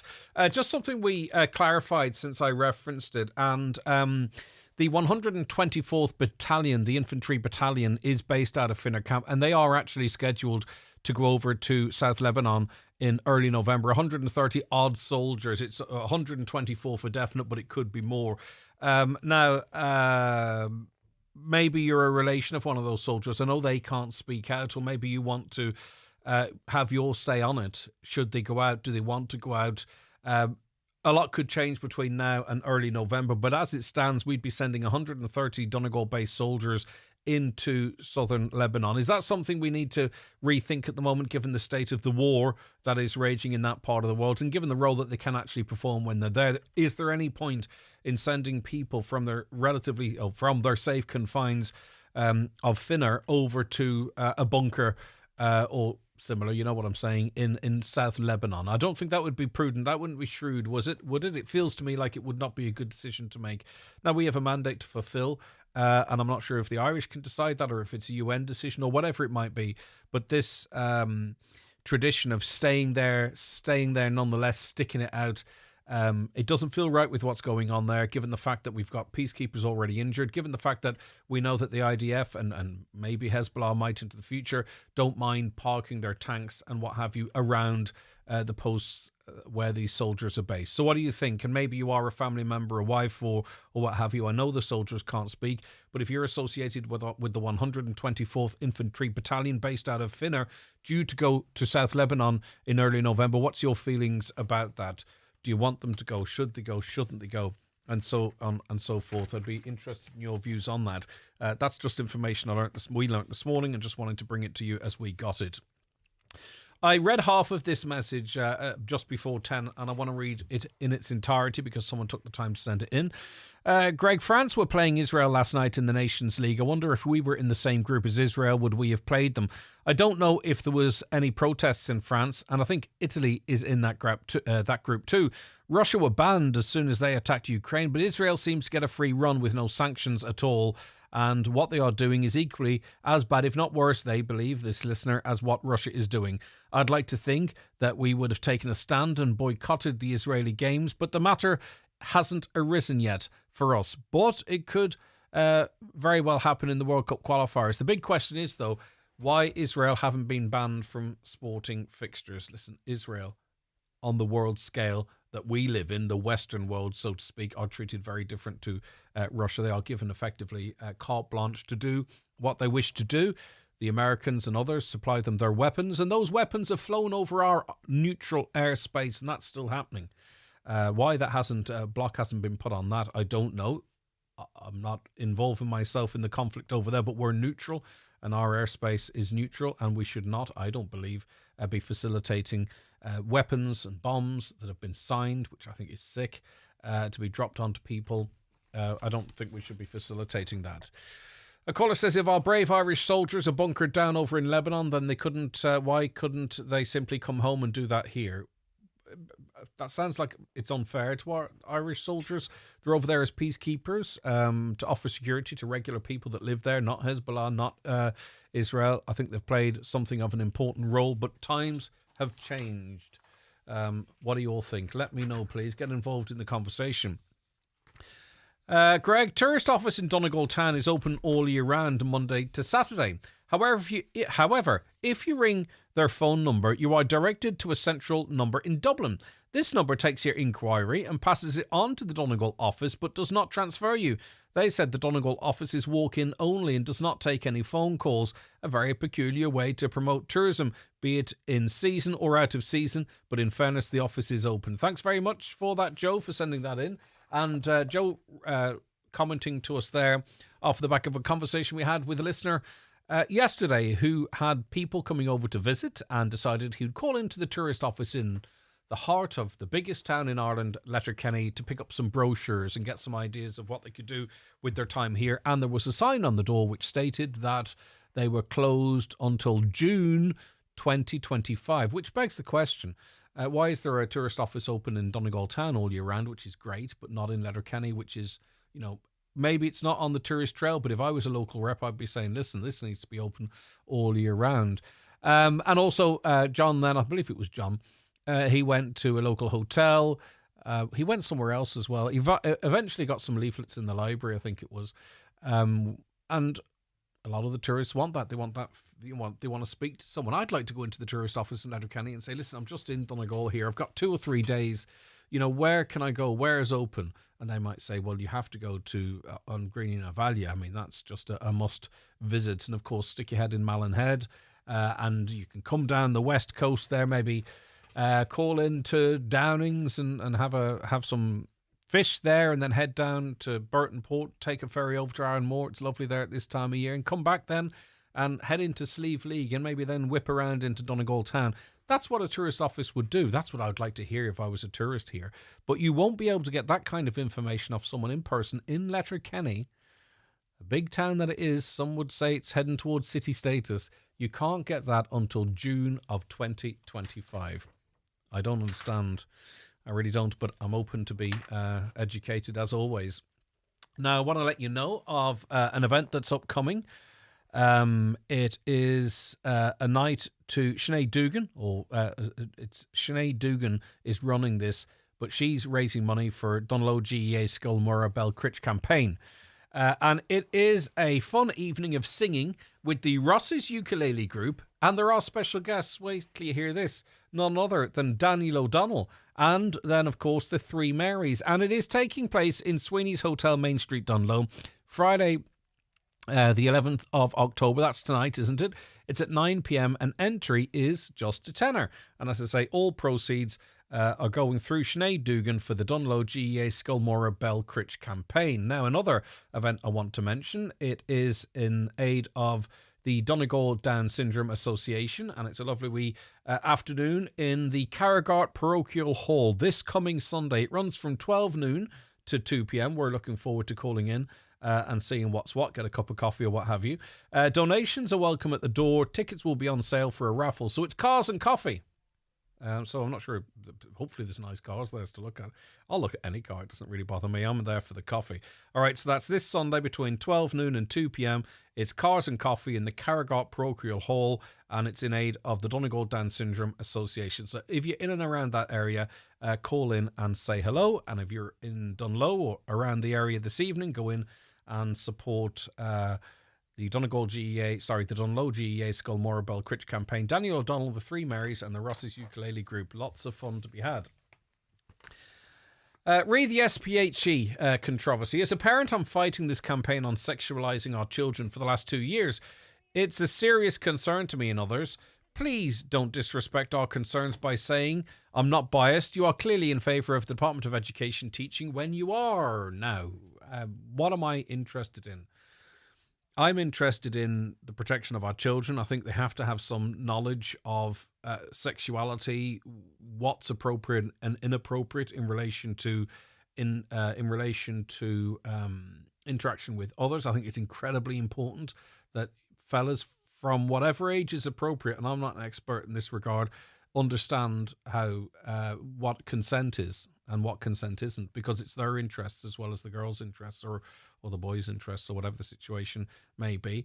I know what's being taught in school through the SPHE because I downloaded the documentation and the guidelines and I went through them because I thought, how can I comment on it, or how could I send my children at the time into school and not know what they're being taught in this area, which I feel is very important. So I've actually done that. So I don't need to be educated by a YouTube video. Do you get me? And I think more of us should do that. Or at least maybe come up with some system where schools tell us precisely what's going on in our school that our children are going to. Rather than us all sort of having a debate on what one person said and then a distrust of the Department of Education. And I don't see how that benefits our children, because that's the only thing I'm really interested in. Hi Greg, listening to your show and heard the piece about house repairs. I'm in the same position with Donegal County Council. They will not answer the phone. 5 years asking for repairs. If they were private landlords, they'd be in court. Nothing to do with Micah. It's a different budget. Yeah, it wasn't the budget, it was the personnel, but I take your point. Thank you for that. Question, Greg. With the new enhanced scheme, some people will get $460,000 to rebuild. I know several people who've been approved. However, these houses won't be worth more than $300,000 if sold. Are builders price gouging? Asks a listener. Another, does the increase to €462,000 cap apply if you've received your demolition notification? We received our notification December last year. We haven't started the process yet now. I heard on the news yesterday, Minister Charlie McConnell gave a commitment that those increases would be retrospective. How far that goes back, what is retrospective, we'll have to find that out. Hopefully it covers you. We've noticed a lot of snails around our house this year. Does anyone else have this problem? Ooh, snails in the house. What could cause that? I noticed a few slugs, which are like snails without a house. I'm not sure if they perform the same way. But anyway, have you noticed a lot of snails around the house? What could be causing it? It's normally to do with the weather, isn't it? But someone out there is bound to know. A big thank you, says a listener, to the council who are working on a key junction in Churchill. Great to see this work being done. That comes in from Betty and a lot of the community. Right, loads to come on the show, including between 11 and 12. That's entertainment, where we'll just chill out at the end of a long week and talk about whatever you want to talk about as well, by the way. It's an open forum, and it's great to see more of you getting involved in the conversation. Listen, we all watch a bit of telly, don't we? We all like to do things to entertain ourselves. I want you to help form what that is, okay? So it could be Netflix, or it could be a walk, or it could be a social evening that you take part in, whatever entertains and relieves you from the everyday slog. The silver lining. It could be the silver lining in the cloud. What is your silver lining in your cloud? Get those into us and all your views and comments to 086 60 25,000. The county's #1 talk show, the 9 till noon show on Highland Radio. It's time for Vision Ireland Bingo on Highland Radio. It's Friday the 11th of October. You're playing on the yellow sheet. The reference number is S5. It's game number 41. The numbers are 12, 10, 2, 41, 25, 16, 46, 20, 61, And finally, 65. Phone your claim to 9104833 before 8 tonight, leaving your name, contact number and the name of the shop where you purchased your book, and we'll call you back the next working day. Get all your Vision Ireland bingo information at highlandradio.com. Testing. Do you need to get your hearing tested? Test your hearing with a free sample hearing aid from Hidden Hearing. Order your free sample hearing aid today. Call 1-800-370-000 or visit hiddenhearing.ie. The showpiece event of Donegal Gaelic Games takes place this weekend. St Eunan's and Dunloe battle to be crowned senior football champions. Dunloe are making their first appearance in the final for 6 decades, while St Eunan's are chasing the Dr. Maguire Cup for the third time in 10 years. Oisin Kelly, Brendan Kilcoyne and Martin McHugh will have live commentary this Sunday at McCool Park in Ballybuffet from the 4 o'clock throw-in. Coverage of the Donegal Senior Football Championship is in association with Highland Motors in Letterkenny. Take your test drive today and be prepared to be surprised with award-winning new 251 models. Níl an bhahanat, bhefa cailte gan mise. Mise a bhín freigrach as an airgid margar umadánta. Sin a déir míl sáidúirí linn. Níl ann ach brega. Dleitir duit a bheith sábháilte. Agus nuair a lorgó tú cabhair, éist for leat. Ní gádit cursús le fóraig an bailín nó gnéasach. Bí an takeíoch down I gcónaí. Cur gléich ar an ngorda síochána nó tuaircuairt ar alwayshere.ie ar na thuairtcuid ag réaltas na hÉireann. The 9 till noon show is brought to you by Letterkenny Credit Union, with monster loans available up to €60,000 for all occasions. Visit letterkennycu.ie. Now, Carmel Lynch and Jackie O'Neill, they're co-chairs of the Fawn Health Centre campaign. They both join us on the programme now. Morning, ladies. Thanks for your time. Good morning, Greg. Right, okay. Both of you have been very active, very vocal in trying to save the Fawn Health Centre. Talk to us, Carmel, where we are in this campaign. Well, Greg, we finally got confirmation yesterday that the health centre will be opened on a Monday morning between 9 a.m. and 10 a.m. and on a Thursday evening between 4 p.m. and 5 p.m. This is a victory for your campaign. Well, to me, Greg, it is, because at the end of the day, as me and you spoke back a few months ago, the centre was closed. No matter what the HSC said, the centre was closed. So finally, after a few meetings with Maura Gallen and our team, that I have to thank her for her support in this, because, you know, we got around a table, we all spoke, we all put our views across, and we got the outcome we wanted. We got the Fawn Centre opened again to the people who needs it, and on a Monday morning and on a Thursday afternoon. Fair play to you. It's a funny story because you drive past the Fawn Health Centre and it doesn't seem like much, you know what I mean? It's a very modest building, Jackie, but it's so important and the service it provides is so important. What difference will these 2 days, Monday and Thursday, in opening for 2 hours, make to the people in the community, Jackie? Yeah, well, I think what it will do, first of all, it will give the people of the community that bit of confidence back that they lost whenever the centre was closed, because they were left at the possible worst time of their lives for the nurse to be taken away from them. It's difficult. The difficulty in getting appointments with the doctors, that is a big factor that we have. And I think that for people who can go out to the nurse, knowing the days that she is there, for advice, for direction, for treatment, for supplies, that will make a huge difference. Now, I know we have got a Monday and a Thursday at the minute. Again, Maura Gillen, who is the General Manager of the Primary Care, we will work with her in maybe adding more days as the demand is needed. The other thing about it, Maura also suggested that there will be other clinics in the centre as well. So there's other medical needs of the community, and they can be taken care of. So that's something that is very positive going forward for the centre. Looking at the centre right now, it has some work done, but it still needs some more to bring it back into line with. It just needs to be painted. I think there's a delay on that with the HSE at the minute. There's a spend cap on with doing up buildings. So we're looking forward to that coming into the new year at some point. So that will be fixed up a bit for us all. It's just very positive that we have got the centre open again. And I think that the people of the community, they were delighted in hearing this. It's a step in the right direction. And we just hope down the line that we can build on this. And I hope that the people do understand the need and that they need to use this facility now that it's up and going again. It would be good, because if they don't use it, next time around may not be just as easy to get the service back. That's a really important point, Jackie, in that, there's the amount of people that nurses work with and all that kind of stuff that's factored in, and the HSE of key performance indicators and all that type.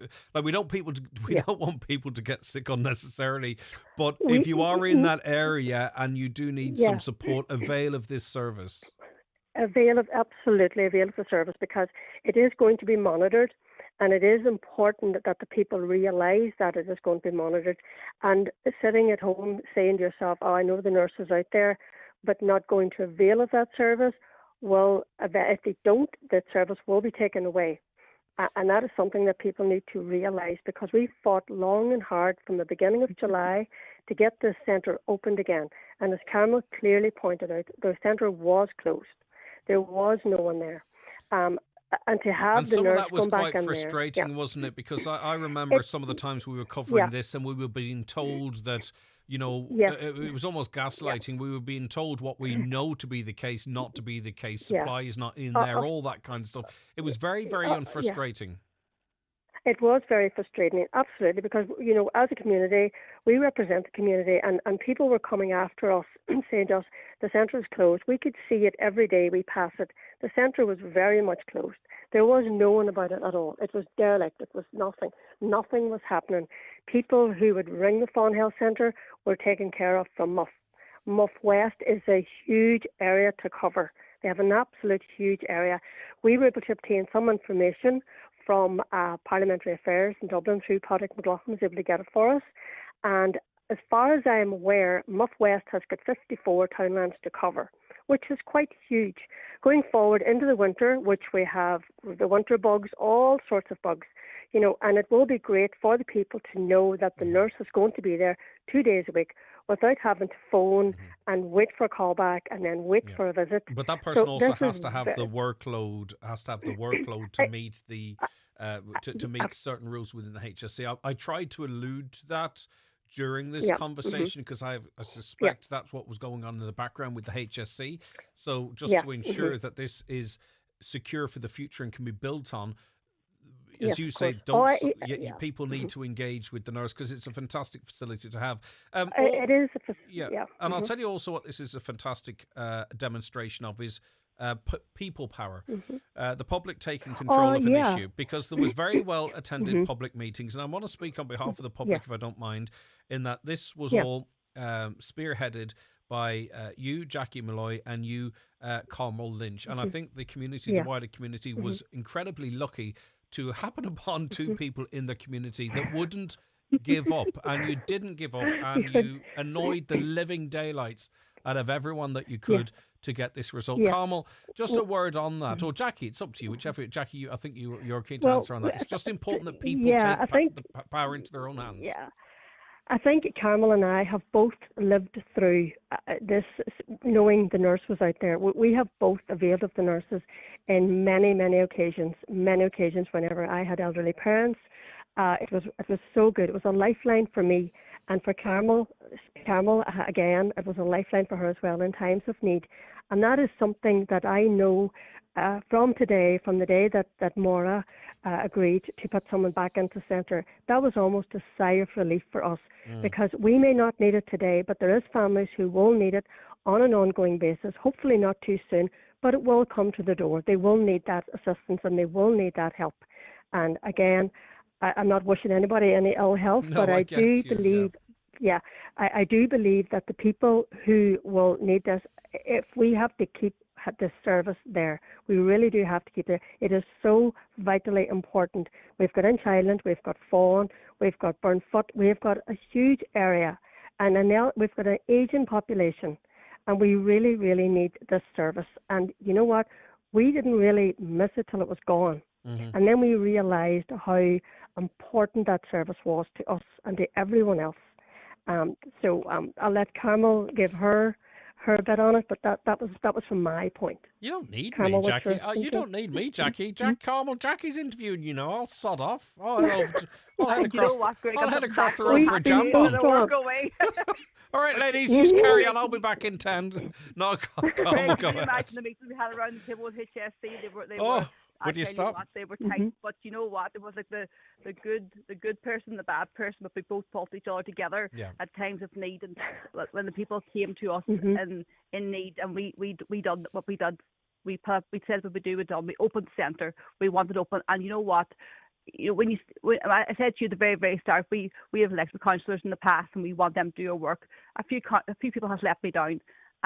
Like, you know, I mean, people we contacted has totally let us down as a community, because like we had Joy Beard who done her best. We have Fionn Bradley. Thank you, Fionn, for all your help.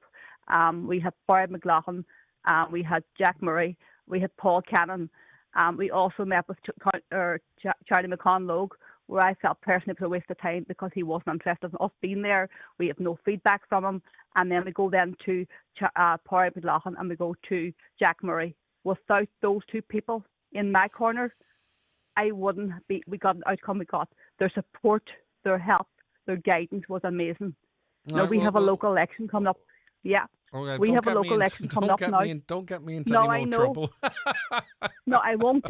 But you know what, Greg? The truth must be known, because we have a local election coming up, and we, the people of Donegal, need to give Pádraig McLaughlin a number one to get to the Dáil to fight for our healthcare, our schools, our carers, especially now with that interview you had a few weeks ago on your radio. They say there's no carers in Donegal.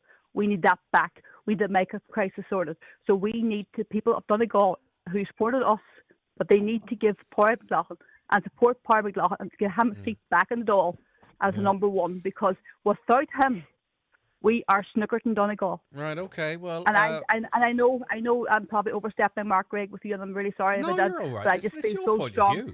I feel so strongly. And to Maura Gillen and her team from the HSC, we thank them for their help and support through this as well. Stay there for a quick second, because the Caherlock of the Inishowen Municipal District, Councillor Jack Murray, was already lined up before you said all that. It's going to be music to his ears. But anyway, you were part of the team fighting for this, and all the other names mentioned across parties as well, it has to be said, for the most part, with just one or two left out. Councillor Murray, this is, you know, I mean, I know you politicians can back the public and all that kind of stuff, and you can take some credit for this, but what about Carmel and Jackie and the rest of the community fighting for their service? Absolutely, and you made the point yourself, Greg. This is an example of people power. See the two women that are on there; they're a force of nature when they came together, and there was absolutely no doubt that there's going to be success delivered on that. See, when they pulled together that meeting, well over 100 people packed into St Muir's Hall, like you just knew there was an energy. People had risen up, and they weren't going to take no for an answer. And look, the two women, Jackie and Carmel, had like a dog with bone between their teeth. They weren't going to let this go. And going back as far as March, I have to say this. Like I've been on your show a number of times, and I've criticised the HSE when it was necessary, and I've given out. But I think in this instance, I think full credit to Maura Gillen and her team who listened to the will of the people, met with all of us around the table, heard the concerns. There was a bit of negotiation, there was a bit of over and back, but they listened to it, and we've got the result we want. And look, Jackie said there a number of times we will monitor it. We will be meeting again in November. We'll see how things go. But look, it's a good news story. So thanks to the HSE. But look, thanks to the community and FAM for raising up, and to Jackie and Carmel for being the vanguard on that. It's a great example of what can be achieved when people rally together. All right, Councillor Jack Murray, thank you. It'd be great if the HSE kept lines of communications open between now and whatever review there is to we best ensure that this service is being used to its maximum potential, because we don't want to be in a use it or lose it situation. Carmel Lynch, Jackie O'Neill, listen, fair play to you. Right from the very... Yes, go ahead. Yeah, go ahead. Sorry, I just also like to thank Betty Holmes. Betty Holmes turned up to support us as well. As you know, Betty Holmes is a very active member in relation to healthcare and all the breast. So I would like to thank Betty Holmes as well for her help and support as well. And you know what? When you get people around the table who's strong people, and it works, And we definitely had a strong team around our table the day we got the final meeting. Now we have a follow-up, as Jack said, in the November, December. But once we get back, but the people needs to use the centre. If they don't use the centre, then there's no point to coming to me in 3 months' time or 4 months' time. We're going to Jackie and say, listen, the centre's closed. We've done our bit now, so we have to keep it open. So please use the service. Yeah. Jackie, for those who aren't using it but maybe need to avail of it, what can you give us some suggestions as I know you aren't HSE or health professionals, but what kind of services are out of there 2 days a week, Monday and Thursday, that people could be availing of? Yeah, well, that is a good point there, Greg, because what we asked at the HSE, we asked them, was this open to not just Muff West clients, but was it open to everybody in the surrounding areas? You don't necessarily have to be from Fawn or Inch to use the health centre in Fawn. You can be it's open to anywhere in Inishowen. Anyone can come to that centre. The other thing is that there is going to be, I think at the minute they're running some childcare clinics in there, some child health clinics. There has been other clinics that have been mentioned that we will be taking up with Maura Gillen in the near future, just to see if we can get those clinics in place. Because again, that would be a big asset to the community to have, that they don't have to travel so far, and perhaps they can bring in services for a day, maybe once a month or every couple of weeks, something like that. There is clinics, someone talks about diabetic clinics. I mean, Carmel and myself have steady people coming at us saying, can you get this clinic in? Can you get that clinic in? We are trying to get those services installed in the Fawn Health Centre.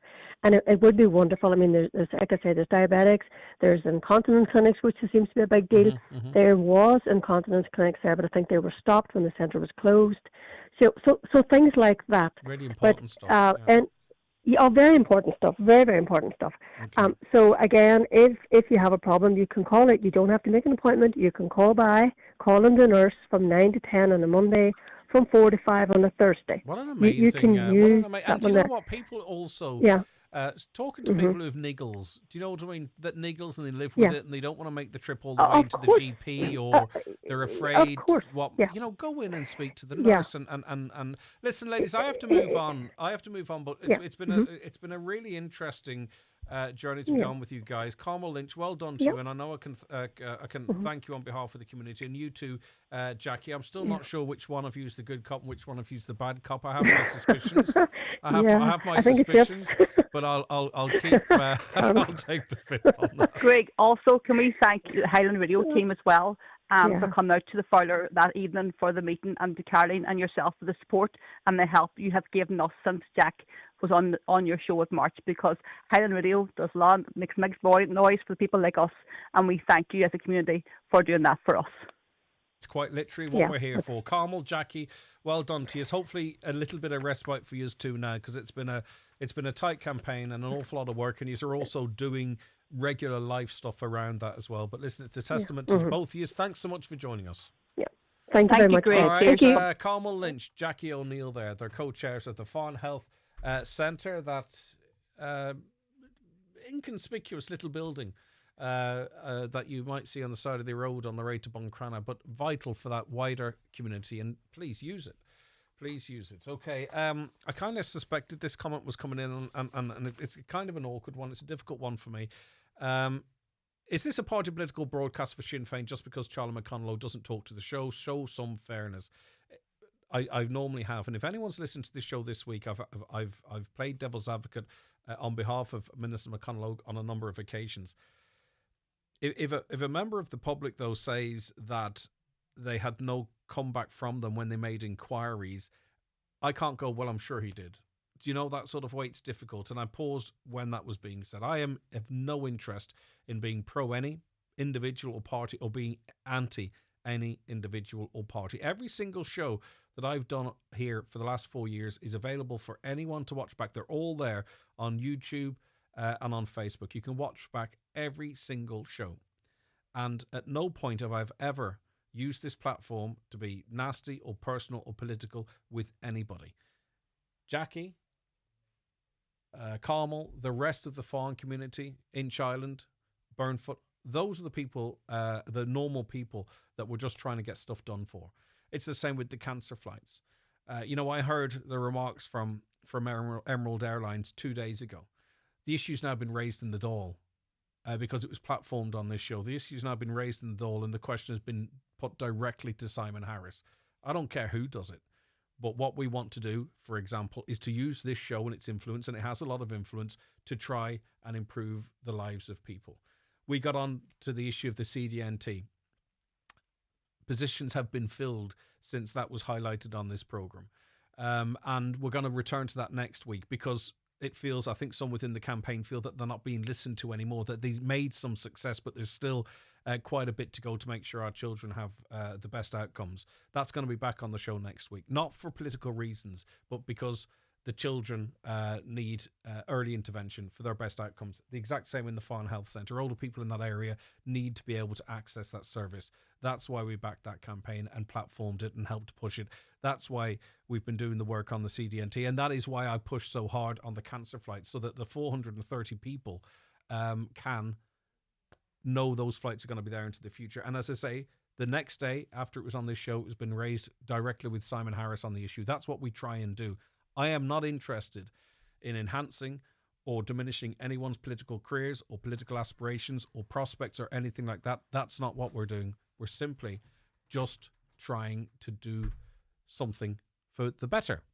3 days ago, we platformed the fact that there was no neurologist at Letterkenny University Hospital. Yesterday, there was a press release in relation to that, and we're going to get an update on that next.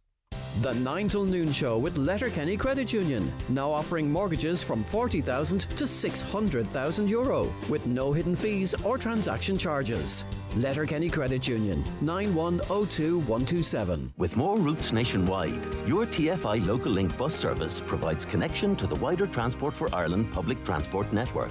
Save up to 30% when you use your TFI Leap card on TFI Local Link services. For route and timetable information, visit transportforireland.ie. We're Transport for Ireland. We're Transport for you. Celebrate Oktoberfest at Easy Living Furniture with incredible savings on dining, sofas, mattresses and accessories. These deals are only here for Oktoberfest. When they're gone, they're gone. At Easy Living Furniture, Crescent Link Retail Park, Derry, Londonderry, or online at easylivingfurniture.co.uk. Mirror, mirror on the wall, Easy Living has it all. Easy Living Furniture, luxury furnishings, affordable luxury. Connect Hearing is open for free hearing tests. Our audiologist is available Monday to Friday for wax removal services at our Letterkenny clinic in the Courtyard Shopping Centre. We also offer a home visit for those who aren't able to visit us. Our hearing is our social sense. Are you finding hearing more of a challenge? Call Ursula today on 07491 13296 to make an appointment. Good hearing helps us to connect to our family, friends and loved ones. Connect Hearing, connecting you to life. Mary here from the cosmetic department at McGee's Chemist to let you know that Loncome have a great beauty gift available here this week. Buy 2 Loncome products, 1 to be skincare, and you will get a free 7-piece gift containing a 50ml cleansing milk, a choice of Absolute or Hydrocyn travel size creams, and more iconic Loncome products. This is available until Saturday the 19th of October or while stocks last. For any skincare advice, you can always talk to Gemma or myself here at McGee's Chemist, Main Street, Letterkenny. The Hyundai 251 Open Weekend is happening October 12th and 13th with our most exciting lineup yet, featuring the all-new Santa Fe, stunningly reborn, redesigned and turning heads. Learn why so many Irish drivers love the new Tucson and award-winning new Kona, and be the first to hear the exciting news about our all-new, all-electric Inster. Visit the Hyundai Open Weekend this weekend at Divers Hyundai, Canal Road, Letterkenny. So all year, we've been highlighting the lack of neurological services at Letterkenny University Hospital, and only earlier this week we were speaking to a local councillor who outlined his experience of trying to access neurological services. Weren't available in Letterkenny, had to go to Sligo.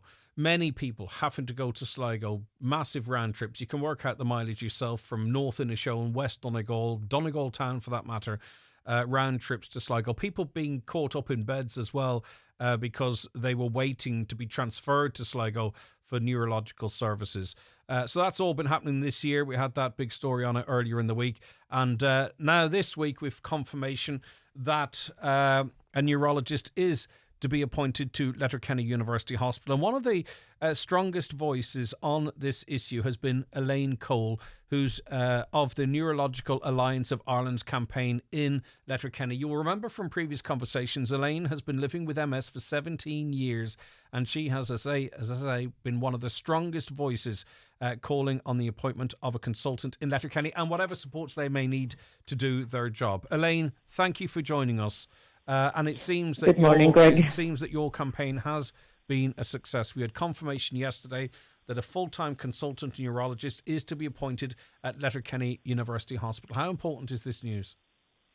Oh, it is just unbelievable. It's great because I am overwhelmed about it for all the people that's on waiting lists. Like there's over 600 people waiting on a waiting list to see neurologists. And what's a neurologist appointed to Letterkenny, it's going to make take the burden off Sligo, and MS patients in Donegal will no longer have to travel to Dublin or go. Well, if they're not on a waiting list for Galway or Dublin, they won't have to travel. But the people that has neurologists still has to travel. But I don't know really what to say. Yeah, I'm overwhelmed about news, it. Elaine, not only for us, but people in In Sligo. 17 years, like. Yeah, and this is and also there's a few things going on here. You're talking about the waiting list here. Depending on people's conditions, this earlier you see a neurologist, the better for outcomes. Yeah, it is. And see now, like it's great when you have a neurologist in Letterkenny. If you go into A&E, like, and you have symptoms of neurology, problems, you'll be seen like there and then. You don't have to wait like for like 2 weeks to see the neurologist from Sligo that comes down every 2 weeks and holding the bed. And even if you're an inpatient, there'll be a neurologist there and then to take over your care, even you're not under them, like. Yeah, because up until now, I think the neurologist from Sligo visited every fortnight for a day and a half or 2.5 days per week from Sligo. So obviously that person was stretched, and that's not going to meet waiting lists. You're always going to see waiting lists grow from that, but also to the ongoing assessment and care of people, Elaine, that will be hopefully much improved. That'll hopefully be much improved with the appointment of a full-time neurologist and their team in Letterkenny. Yeah, and the nurse has been appointed. There's a neurology nurse been appointed, and she takes away kind of the burden too from the neurologist. She does all the phone calling, for treatments and stuff to get you up and going on your treatment. Elaine, you travel for MS appointments in Dublin, I think Hamilton and Galway. Will this positively affect you, or is your treatment plan as such that maybe this won't necessarily directly benefit you? It won't benefit me because I attend Sligo, but sometimes I get an appointment in Letterkenny if they have something free, through there. But I still have to go to Dublin, and the Hamilton one's gone because the pain team in Sligo's gone, so I'll have to go to Galway for that. But yeah, no, I'll probably still have to go to Sligo to see my neurologist. Now, Elaine, the reason why I mentioned that, and I suspected that was the case, which makes it all the more impressive that you, dealing with your condition and everything else in life, that you've been such a powerful voice in trying to get this neurologist to Letterkenny when it won't necessarily even benefit you as much as it might others, or those perhaps with recent diagnoses or waiting a diagnosis. So I just want to say I think you're amazing, Elaine. And I think you've been really important in securing this service for the people of Letterkenny. And just now, hopefully, the appointment is made as soon as is possible. Yeah, as soon as possible. Yes, not in the middle of next year. The start of next year would be very good because there's so many people on a waiting list, and it's really important to get them seen. But like 600 people on a waiting list, one neurologist wouldn't really be fit to take all that. Yeah, I know. You really would need 2 or 3, for 6, but one we're okay with the one at the minute. We'll push on next year for another one. All right, Elaine. Fair play to you. Listen, thanks for using our platform as well to help push it along. Yeah. Fair play to you. Thanks, Elaine. Thank you very much. Thanks to Highland Radio. Okay, bye-bye. That's Elaine Cole there, Neurological Alliance of Ireland's campaigner in Letterkenny. Again, success. And also, I must say, it was Minister Charlie McConalogue who announced that, and in the press release, I believe, he has said that he's been working on that and liaising with the Minister for Health in securing that. So in the interests of balance, which, believe it or not, we always do try and strike, Minister Charlie McConalogue has been using his office to push for that. So there you go. The 9 till noon show is brought to you by Letterkenny Credit Union. Seasonal loans now available for Christmas. Apply online or via our app today and get your loan transferred directly to your current account. To mark its 550th anniversary, Donegal Town is celebrating with a weekend of events from this Friday the 11th to Sunday the 13th of October. Come along for cookery demos by award-winning chefs, the Donegal Producers Food Market, great entertainment, reenactments, the annals of the Four Masters on display, social sculpture trail and parade, and much more. See Donegal 550th on Facebook for full details. In association with Donegal County Council, the Department of Agriculture, Food and Marine, Fáilte Ireland, the Arts Council Ireland and the Kelly Group. Irish factories lagging €400 per head behind UK. In this week's Irish Farmers Journal, we analyse the massive gap that has opened up between beef prices here and the UK. Hopes for solution to farm inheritance tax chaos. Urgent warning from Department on importing blue tongue. New €300 million share buyback scheme in Kerry. Donegal farmers club together to protect rural veterinary service. Plus, don't miss our timeline and all your key farm payments in the coming weeks. All inside this week's Irish Farmers Journal, on sale now. At AXA, blocked drains and burst pipes don't worry us. And the kids? Well, let them be kids. From the little accidents to life's bigger problems, these things happen. But with AXA Home Insurance, our 24/7 emergency home assistance will have a fully qualified tradesperson with you quick. Together, we've got this. AXA, know you can. Policy terms and conditions apply. AXA Insurance Stock is regulated by the Central Bank of Ireland. It's back. The Furniture Show NI is now on at CFC Interiors. Save, save, save with massive discounts from leading names in furniture and interiors. From sofas, beds, flooring and design, we have it all reduced in our biggest sale. Don't miss the Furniture Show NI at CFC Interiors, Cookstown, Derry and Abbey Centre. Highland Radio weather updates with McElhenny's. If you haven't started using the McElhenny's Layaway Club, it's not too late. Spread the cost of Christmas with designer gifts for the whole family. Available by phone or in-store at McElhenny's Ballybuffet. Mainly dry today with limited sunny spells, isolated showers around too. Temperatures 9 to 12 degrees, winds light. Donegal Deputy Pierce Doherty joins us on the programme now. Good morning to you, Pierce. Thanks for your time. Good morning to you, Greg. Interested to speak to you as you have raised the issue of cancer flights out of Donegal. There's a lot of anxiety out there now. I hope we haven't added to it in highlighting this, but let's just listen to what Conor McCarthy had to say actually in relation to this. He's one of the top dogs at Emerald Airlines. Our main concern here is the Dublin Airport cap, which has been put into effect. Essentially is telling us that we have to reduce our passenger numbers next year because they're about 5% over the allowed maximum at the moment.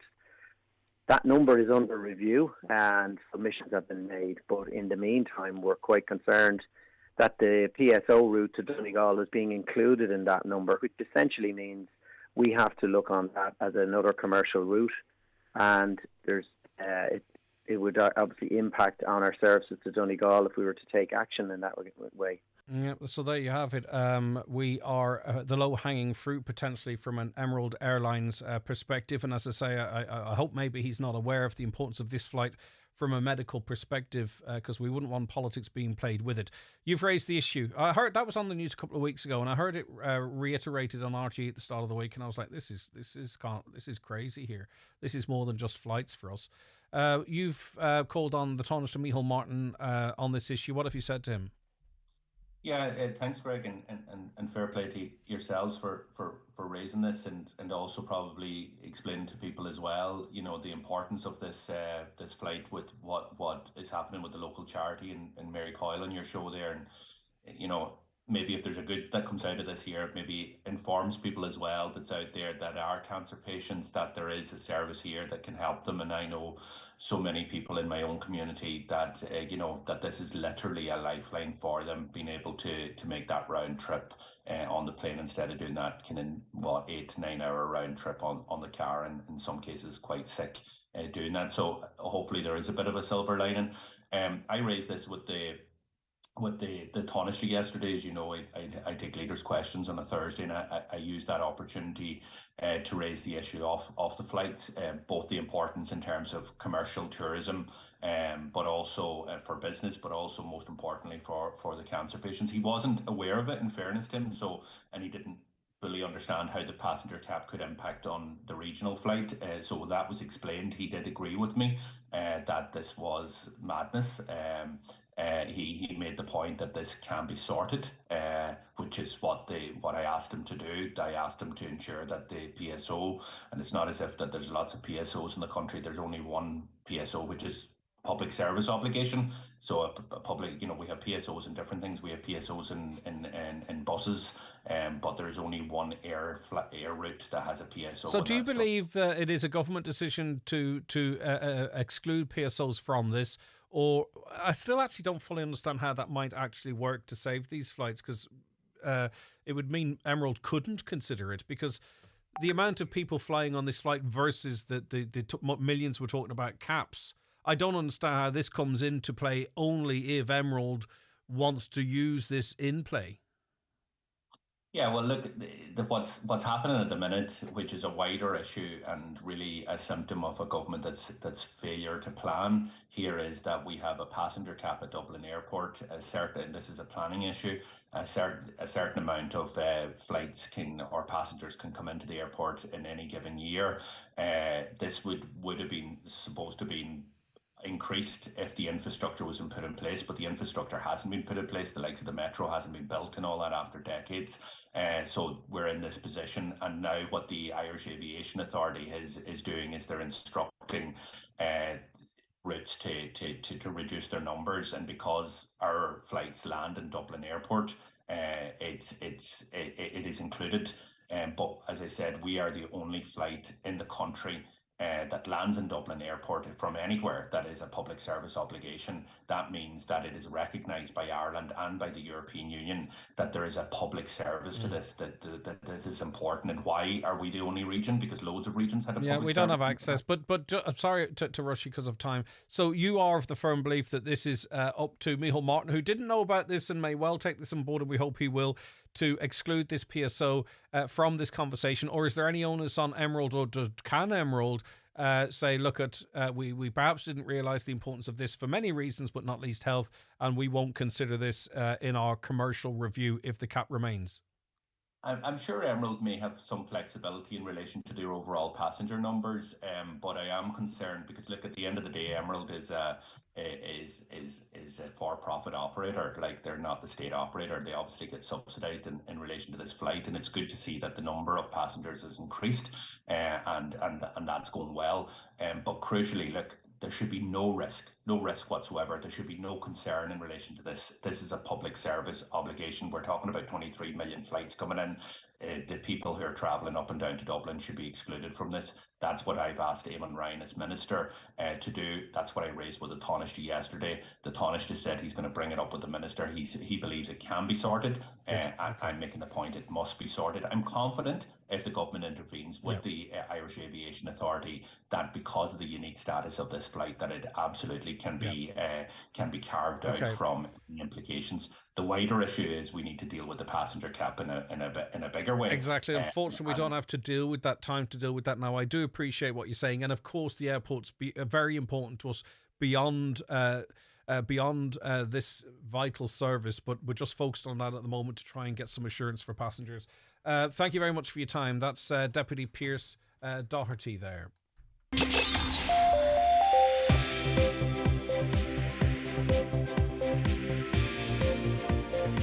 With all the stories that matter across the Northwest, it's Greg Hughes on the 9 to Noon Show on Highland Radio. As I say, there's some important issues pertaining to Sinn Féin outside of that type of stuff. Just didn't simply have time to put that to Pierce Doherty today, but I believe we do have Deputy Mayor Lynn MacDonald on the programme next week. We'll be talking about all that stuff, elections and everything else as well. Right, but it is 11 o'clock, time for a news update. Michaela Clark is back in studio. Thanks, Greg. Good morning. 50 new jobs are being created in Donegal as part of a €10 million investment by Source Civil Limited. The Donegal company's new state-of-the-art offices are officially opening in Donegal town today. Source Civil is a global leader in construction and engineering innovation. The UN has launched an investigation after tank shells injured 2 peacekeepers at UNIFIL's headquarters in Lebanon. It's the second incident in 2 days after UN peacekeepers, from what is understood to be Indonesia, were injured when a tank fired shells at a watchtower in the south of the country. There's further calls for certainty to be provided over the future of cancer flights from Donegal Airport. Earlier this month, the executive chairman of Emerald Airlines expressed concern that the passenger cap introduced at Dublin Airport could have a negative impact on flights from Donegal. Yesterday, Taoiseach Micheál Martin, in responding to Donegal Deputy Pierce Doherty, said that air links to the northwest need to be kept open and that the issue around cancer flights can and needs to be sorted. The government is being urged to use nature to prevent climate change. The Climate Change Advisory Council wants to see biodiversity given a higher priority for funding and investment. A new report from the Council says Ireland's actions around nature conservation and restoration is not good enough to help fight climate change. It's been confirmed a nurse will be available at Fawn Health Centre 2 days a week. A campaign to save the facility was launched earlier this year after it was claimed the public health nurse was no longer seeing patients at the centre. The HSE has officially confirmed that a nurse will now be available on Mondays from 9 to 10 a.m. and on Thursdays from 4 to 5 p.m. And the Chief Executive of Donegal County Council has agreed to revisit plans to refurbish County House in Lifford. Consideration is being given to build a new council chamber as well as to give the exterior of the building a facelift. Those are the latest headlines. We'll be back with an update again at 12 noon. Michaela, thank you very much indeed. A caller says, the lady from Fawn, totally out of order in her party political speech, and you should have stepped in, Greg, and stopped her. Bad broadcasting on your part. My apologies. There were people of all parties. Joe Baird was mentioned. Fianna Fáil reps were also mentioned in there as well. But I take your point. Hi lads, says listener, you've a great show. Some days I call you names, other days I call you top man. Keep doing what you're doing. Great show. I appreciate that. Listen, you can't be all things to all people. But I do appreciate your feedback there. Right, okay. Coming up, we have That's Entertainment. I think we could all do with dropping our shoulders, breathing in and out a little bit, and just chilling from the woes of the world.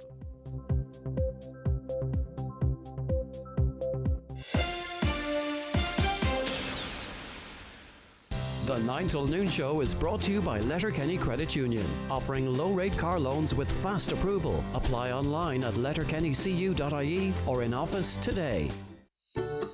Here in Ireland, we're doing well when it comes to our recycling and food waste bins. However, some paper, plastics and food are still ending up in our general waste bins. It can happen. So take a minute before you bin it and go to mywaste.ie for help and suggestions on how to make segregating your waste that bit easier. That's mywaste.ie. Brought to you by the Government of Ireland. Donegal Texel sheep breeders are holding a sale of 57 rams in Rafo Livestock Mart this Friday the 11th of October at 7 p.m. Online bidding via the Mart Bids app. That's this Friday at Rafo Mart. Hi, Paddy here at Shane Conley Cars in Donegal Town. Are you looking to upgrade your car? With Shane Conley Cars, you'll find makes and models for every budget. Great finance options, and we also accept trade-ins. Check out shaneconleycars.com or call in to us at Shane Conley Cars from Lonaher Road, Donegal Town. Letterkenny will host this Saturday's Donegal Harvest Stages Rally. An impressive entry is building towards one of the best events of the year, with stages in the Letterkenny, Ballyar and Ramelton areas. You can follow the Donegal Harvest Stages Rally on Highland Radio with live regular updates in association with The Orchard, High Road, Letterkenny. Your rally HQ this weekend with live entertainment and rally celebrations on Saturday evening. A A public interest message from Donegal County Council. Householders and building owners in areas susceptible to wildfires are advised to cut back or remove any vegetation or other combustible material in the vicinity of their house, building or oil tank to prevent wildfires damaging or destroying their property.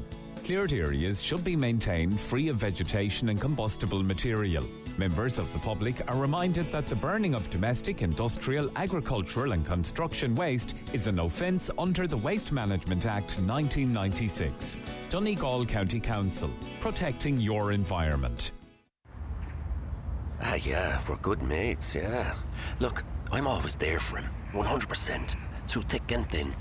And sure, he likes having me around. Anytime he's going out, I'll get the shout, you know?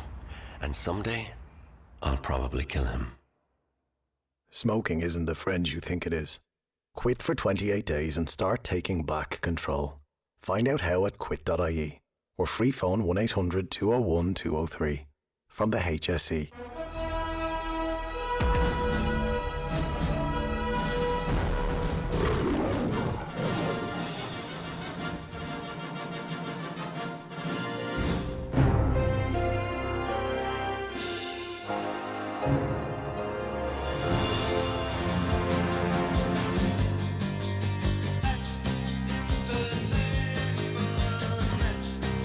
Okay, 6 minutes past 11 on this Friday, and it's time for That's Entertainment in the company this week of the old Reliables.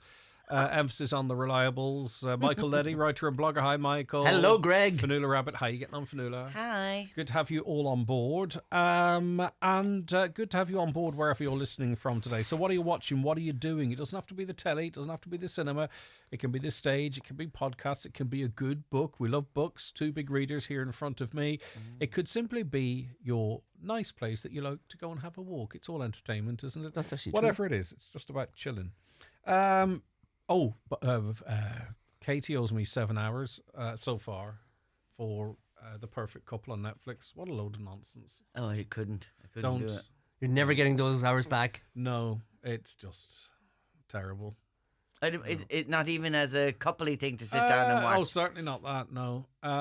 It's just, I mean, it's a whodunit, but it's just, I don't know if it's supposed to be funny. I don't know if it's supposed to be camp. I don't know if it's supposed to be, I don't know if the cops are supposed to be silly or it's just bad script writing or scenarios that would never really happen in the real world. I don't really want the hours back. You're fine. You can have them, Katie. But the point being is that, oh, God, I'd love to know if anyone else watched it and enjoyed it. It's such a commitment these days. 8 episodes. I think I'm on to episode 7. And it's just I'm saying I watched a couple of things now and there. I think they're too short. Yeah. You But start things watching can them be and you're too like, long. That's a great position to be in. Yeah. It's much better to stand up and go, oh man, I wish there was another hour or another episode. The Jimenez Brothers program, Murder Monsters, that was way too long. That's a weird program. That's the other one that I watched. That's So I need Ryan Murphy's thing, I need something good to watch because those two things have been incredibly disappointing.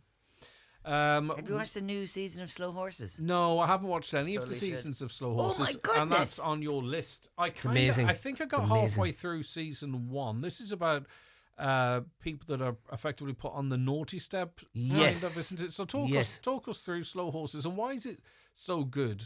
Do you know the way it's one of those shows that's very hard to tell why it's so good? Yeah. I think it's just the combination of characters that are in it. And it actually gives you some depth into the characters, which, I always like. I watched something recently, and again, it was like 6 episodes. Now they were short; they were like half-hour episodes. But I was like, the season was over by the time I actually gave any kind of really fiddlers good sign, about, isn't it? Yeah. about the thing. So that was just kind of annoying to me. But with Slow Horses, you really get this is the 4th season that started. That's been on. They just dropped the last of it on Wednesday. They always give you a teaser at the end of the season for the next season that they're going to be. So thank God they've done a teaser now. So all going well with this season. They'll have to go ahead with the next one. So is it a detective show or what? No, basically it's like a spy thing. Right. So it's kind of the idea is like a sort of a Tinker Tailor Soldier Spy, that kind of thing. If you like that sort of thing. But they've kind of taken the traditional British spy and program and kind of turned it on its head because these are people, as you say, that are on the naughty step. So there you have apparently there is such a place when you hear them talking about it, that there's this place called Slough House. And it's where MI5 agents who have either messed up big time or who have had personal problems that may make them, vulnerable to blackmail and different things like that. So you get people who are like coming off a drug problem, may have a gambling problem, different things like that. So they're very kind of real and kind of characters. Gary Oldman then plays the guy that runs it. He is quite possibly the most disgusting character you've ever seen in your whole life. He's just horrendous. He doesn't wash. He's just terrible. He's constantly scratching him. Is this why we're glad that Smell-O-Vision never caught on? Oh God, yeah, you definitely couldn't be in the same room as this guy. But they have just some amazing characters surrounding him. And if this is a spoiler, obviously tell us. But do they come in, then they're actually really good, the rehabilitated move on and new characters come in? Or is it the same characters for the most part throughout the whole 4 seasons, or what? It's like 24 in that people get killed off a lot. Right, okay. Yes, because sorry, I'm just trying to bring up the cast here because there's a woman that's in it and she's absolutely amazing. No, they're mostly quite incompetent. Like on a surveillance mission, it wouldn't be unusual for maybe the car to run out of petrol. Yeah, they're like, and then what? Oh, we're out of petrol. What? But we're So what happens is in the first one that you've seen, which is far enough back that a lot of people would have seen. I can actually start it from the beginning. 100%. Yep. So they're given all of the kind of menial jobs. So they would be told now, like, as in, okay, there's been a threat in London, and you're the top guy that might be doing the threat. Michael is the lowest on the list of people that might be doing the threat. They would follow Michael. So do I make you go through 2,000 hours of CCTV just to keep you occupied? This is that kind of thing. Right, okay, so instead of being given the job, so the top guys will be following you because you're the head person on the list. I love the way you've structured our. I feel it too. I feel it. I'm feeling it. I feel like really. I walked up the hill for this. I feel it. But what happens to them then is like in the first one, then it turns out that while they're looking at the Michael character, it turns out there's a good chance that Michael might be the one that did it. Yeah. And so they kind of that's from the first one, and that that's is how the first one. Yeah. Going through the rubbish bins of somebody. And then accidentally kind of finding something and going, wow, this guy actually is. This guy might actually be the guy, and it might be something that we need, but they're not supposed to be really. And nobody will listen to them.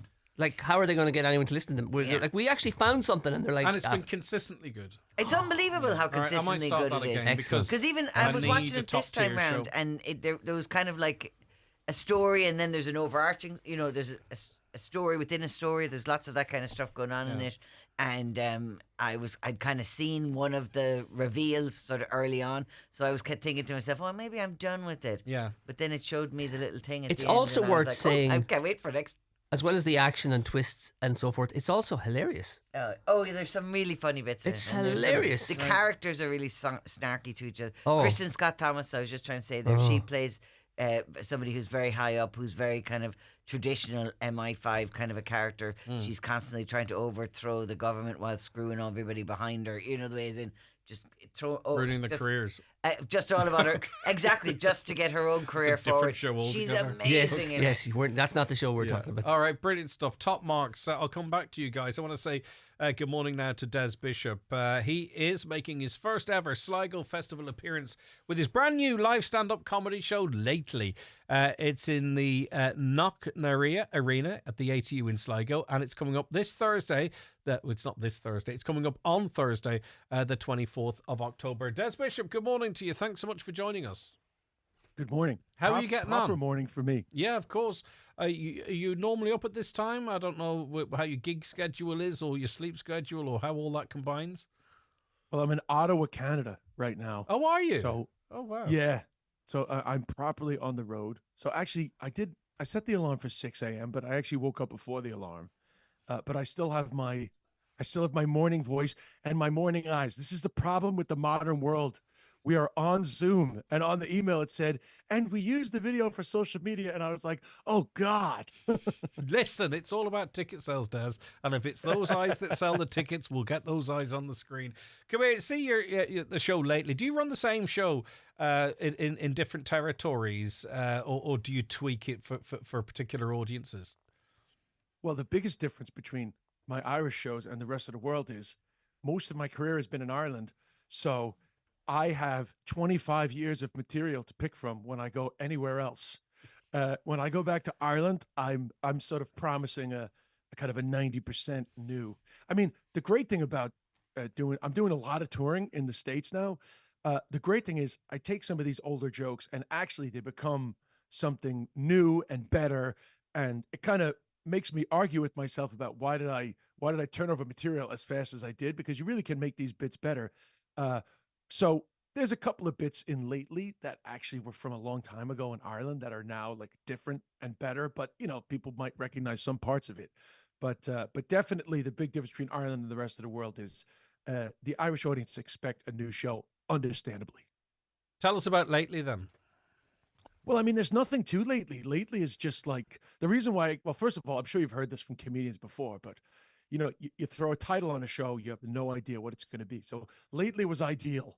Lately was like, what have you been up to lately? I mean, I got married since I've toured in Ireland, because the pandemic really screwed up. I was touring a show about my mom, me and Mama, and the pandemic screwed that up. So after the pandemic, I came back with me and Mama, but obviously life was already like moving on by then. So I've just had a lot of things going on. America's crazy. I got married. A lot of things about Ireland I miss. I end up with like a sort of a backpack of things that I can't. You're conflating really two talk. quite strange. It's usually a marriage and the state of U.S. politics. It's I presume that's just a coincidence of timing, or is there any correlation there?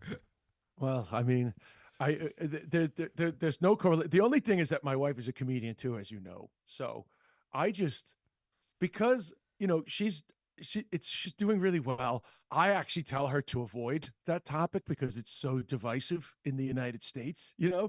And even though there's a smaller cohort in Ireland that are very like, they're very pro-Trump, and that's fine. They're pro-Trump, but the way the pro-Trump people they can be very aggressive, and if you speak against Trump, it's like you're speaking against their mom, it's like they have the same reaction. It's like when you're a kid, like, don't talk about my mother. So, I encourage Hannah not to talk about that, but me in Ireland, I'm going to unload. I got a lot of things We look to forward say. to that, actually. And it's so current, and there's so much material there for you to use your talents in relation to this. Another obvious question, I suppose, come up in that, you've done a lot of TV work, a bit of movie work as well, worked on different projects, different types of shows. I often wonder why stand-up comedians put themselves through it, because even with your status and, with your following, there must be days you walk off stage and go, it was an all right show, but bloody hell, I'm never doing that again. Like, what drives you to the stage, Des? It's actually the opposite for me from what you just described. Like, one of the jokes I say here in the States is because, like my wife, right? She's got this huge following. So I always get some of her followers at the show. And I say, to be honest, my wife is making so much money. I don't even need to be here. This is how much I love stand-up comedy. So I could actually, my hell would be not being able to do the live stuff. Yeah. Do you know what I need to? I need to do is I need to stop listening to depressed comedians podcasts then, because that's my source material for some of these questions, Des. Yes, but I understand that because that's a shtick that these guys put out. This kind of miserable thing, and like I always think when I listen to these guys, well, then don't do it. You know what I mean? Like literally, don't do it. But I've never been that way, and even if you look at me on stage, I'm very animated. Like I really like being up there. So myself and all my closest friends in comedy, they love being up there. The only thing that I don't like about it sometimes is night 4 of like traveling from place to place can be a little bit tiring, but that's just like all parts of somebody's job can be tiring. But trust me, I don't like a bad show. But like, I never walk off and be like, oh, I never want to do that again, unless it's a corporate. Corporates, on the other hand, yeah, I can. And I like, it's sometimes. Interesting actually the way you described it as almost like a feature of a comedian's personality. It actually begins to make sense. And do you know what's great too about modern Ireland and people like yourself too, really high profile, well known people. that you don't have to travel 1 million miles to see. You don't have to worry about booking a hotel in Dublin. You know, I think it's great. We have venues like that we have in Sligo, but even further northwest, you know, in Derry and in Letterkenny and in Ballybofey. I know you're only getting up as far as Sligo this time round, but it's fantastic, I think, that we can see acts like yourself and other amazing acts. And as I say, we don't have to make that trip to Dublin or Belfast or wherever it might be. Yeah, I mean, I've always done Letterkenny, love Sligo, love Derry. I've performed Gaeilge in T. Hudi Buggs. So, of course, I love, and also, as my headphone fell out of my ear, I'm just having like a brain fart now, but there is another good, oh yeah, you said Ballybofey, right? Yeah, the Balla in Ballybofey. Yeah, yeah. I did that for you, Des. I've got your back, bro. Another great town. So anyway, so I've always loved performing in the Northwest. You know, there was a time, would you believe, when I was a lot younger, that I slept in my car in Rosnowla, in between shows. Like, I don't know where I was. I think I was in Sligo. I was going up to Letterkenny. I don't know. In my mind, it was like, you gotta sleep in Rosnowla, get up at the crack of dawn to get the best waves. And like, I woke up in the morning and there was no waves. Absolutely pointless. You were unlucky. Exercise. But I wasn't, at the time, I wasn't that in the know about swell and all the things they go on about in Bundoran. So there was a time where I was like really northwesting it, but my back, my 48, nearly 49-year-old back wouldn't be able to handle that night's sleep, I can tell you. You talked about performing Gaeilge. You've also learned Mandarin. You must have an ability to learn languages, clearly. Well, tell that to my Leaving Cert teacher. When I scraped a D in Pass French, but I didn't when I was younger, but I really have an ability to put myself in ideal language learning environments. Living in Connemara for a full year with a goal of learning the Gaeilge, going into China for a full year, both times living with families that speak the language, all the time.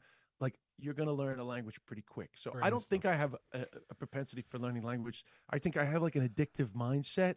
So when you put me into one of those situations and they say this needs to happen, then it becomes my everything. And then you can get that, you can achieve that goal in that short space of time. But no, I actually don't think that I don't think I have like any particular special talent. I just had a special situation. All right, Des, you're going to be leaving Canada soon, heading back to Ireland and including Knocknaria Arena at ATU in Sligo. Your audience knows you, but for those who are late adapters, what can they look forward to in the show, Des? Well, I mean, for the late adapters, it's all fresh for you. For the which is good for you. For the diehards, I mean, here's the thing. Sometimes I do a show that's like about my dead mom and it's themed and it's great, but it has like it's more theatrical. Then sometimes I do a show like Lately, which is just bits. It's in your face. It's going to be fun. There'll probably be a bit of crowd interaction. So I think people, honestly, I really think people are seeing me at my best because the American road, because I've started selling tickets now. I had a few virals on Instagram, so I'm selling some tickets over here. So the American road has actually made me a better comic. So I'm coming back. I'm coming back like Robbie Keane after playing in Inter Milan. Listen, brilliant stuff. Des, thanks for your time this morning. Greatly appreciated. I'll say goodbye to you and remind people where they can get their tickets. God bless you. Take care. Lovely to chat to you. That's Des Bishop there. He is making his first ever appearance at Sligo Live Festival. It's his brand new stand-up comedy show, Lately. It's in the Knocknaria Arena at the ATU in Sligo on Thursday, the 24th of October. Tickets for Des Bishop's show are €33 plus fees. They're on sale now from sligolive.ie and Ticketmaster, or in person or by phone. You can ring the Hawkswell box office. All right, Des Bishop there. Right, we'll be back with more from Michael and Fanula after these. The county's #1 talk show, The 9 till Noon Show on Highland Radio. The 9 till Noon Show with Letterkenny Credit Union. Simplify your debts with a debt consolidation loan from Letterkenny Credit Union. Call us on 074 910 2126 or apply online via our app or in office today. Get ready for Downing's GA Club helicopter ball drop on October 26th. We're dropping 5 footballs from a helicopter, and if one lands on your square on the pitch, you could win a massive €25,000. All proceeds go towards installing floodlights for our youth team and other developments. So it's for a great cause. With 10 prizes up for grabs worth a total of €35,000, this is an event you don't want to miss. Get your tickets now at helicopterdrop.ie. That's helicopterdrop.ie. Discover Centra's Simple Savers, your go-to for great everyday value. Like inspired by Centra Angus sirloin steaks, 440 gram, €8. Selected Chicago Town Tiger Crust pizzas, €2 each. And Casiero Del Diablo selected range, €8 each. Centra, live every day. Enjoy alcohol sensibly. One coat everywhere, so you paint. One coat everywhere. From Ronseal. Does exactly what it says on the tin. Obviously, it can't be used literally everywhere. Surfaces may need prepped. See tin for limitations. Do you suffer from high cholesterol, menopause symptoms, digestive issues, anxiety, aches and pains, or a lack of energy?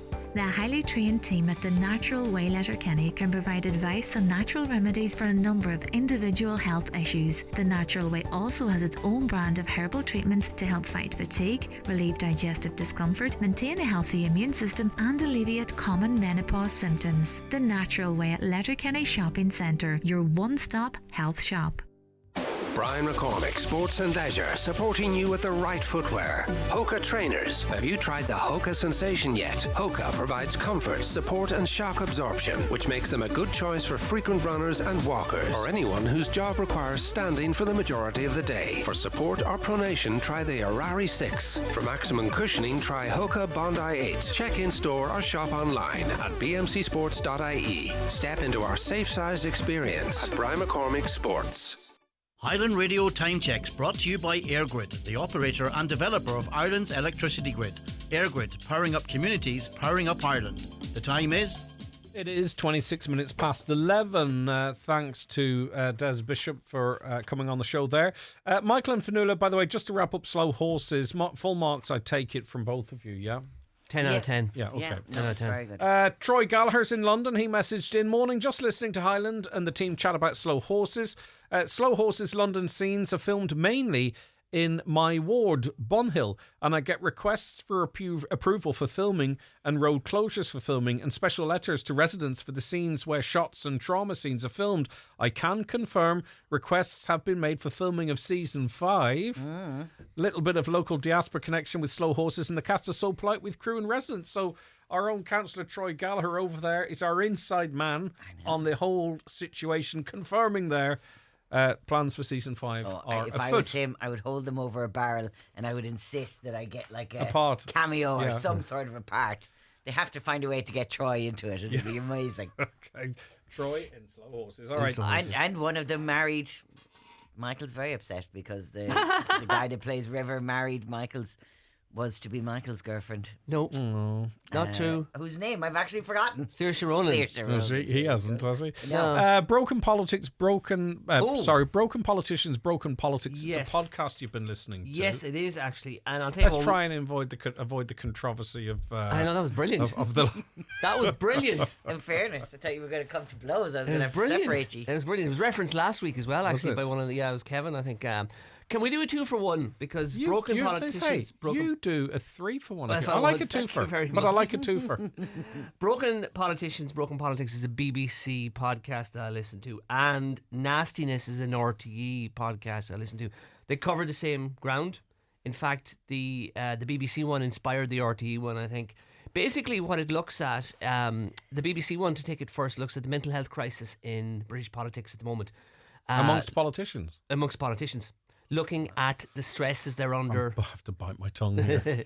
With regard to 2 MPs. It's between 11 and 12 on Friday, Greg. It's between 11 and 12 on Friday, Greg. Now, I'm sure they have the same mental health stresses Of course as they everybody do. else. Of course they do. So it looks at 2 MPs having been murdered in recent years.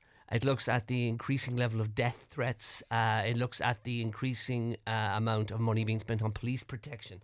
It looks at the increasing amount of hate that is directed at individuals as regards people disagreeing with policies. The public discourse has completely changed. It's completely changed. It's not about I don't like you, I'm not going to vote for you. And what next do you while. think before I even... Yeah, but what do you think has lit the fire under it in the last 15 years?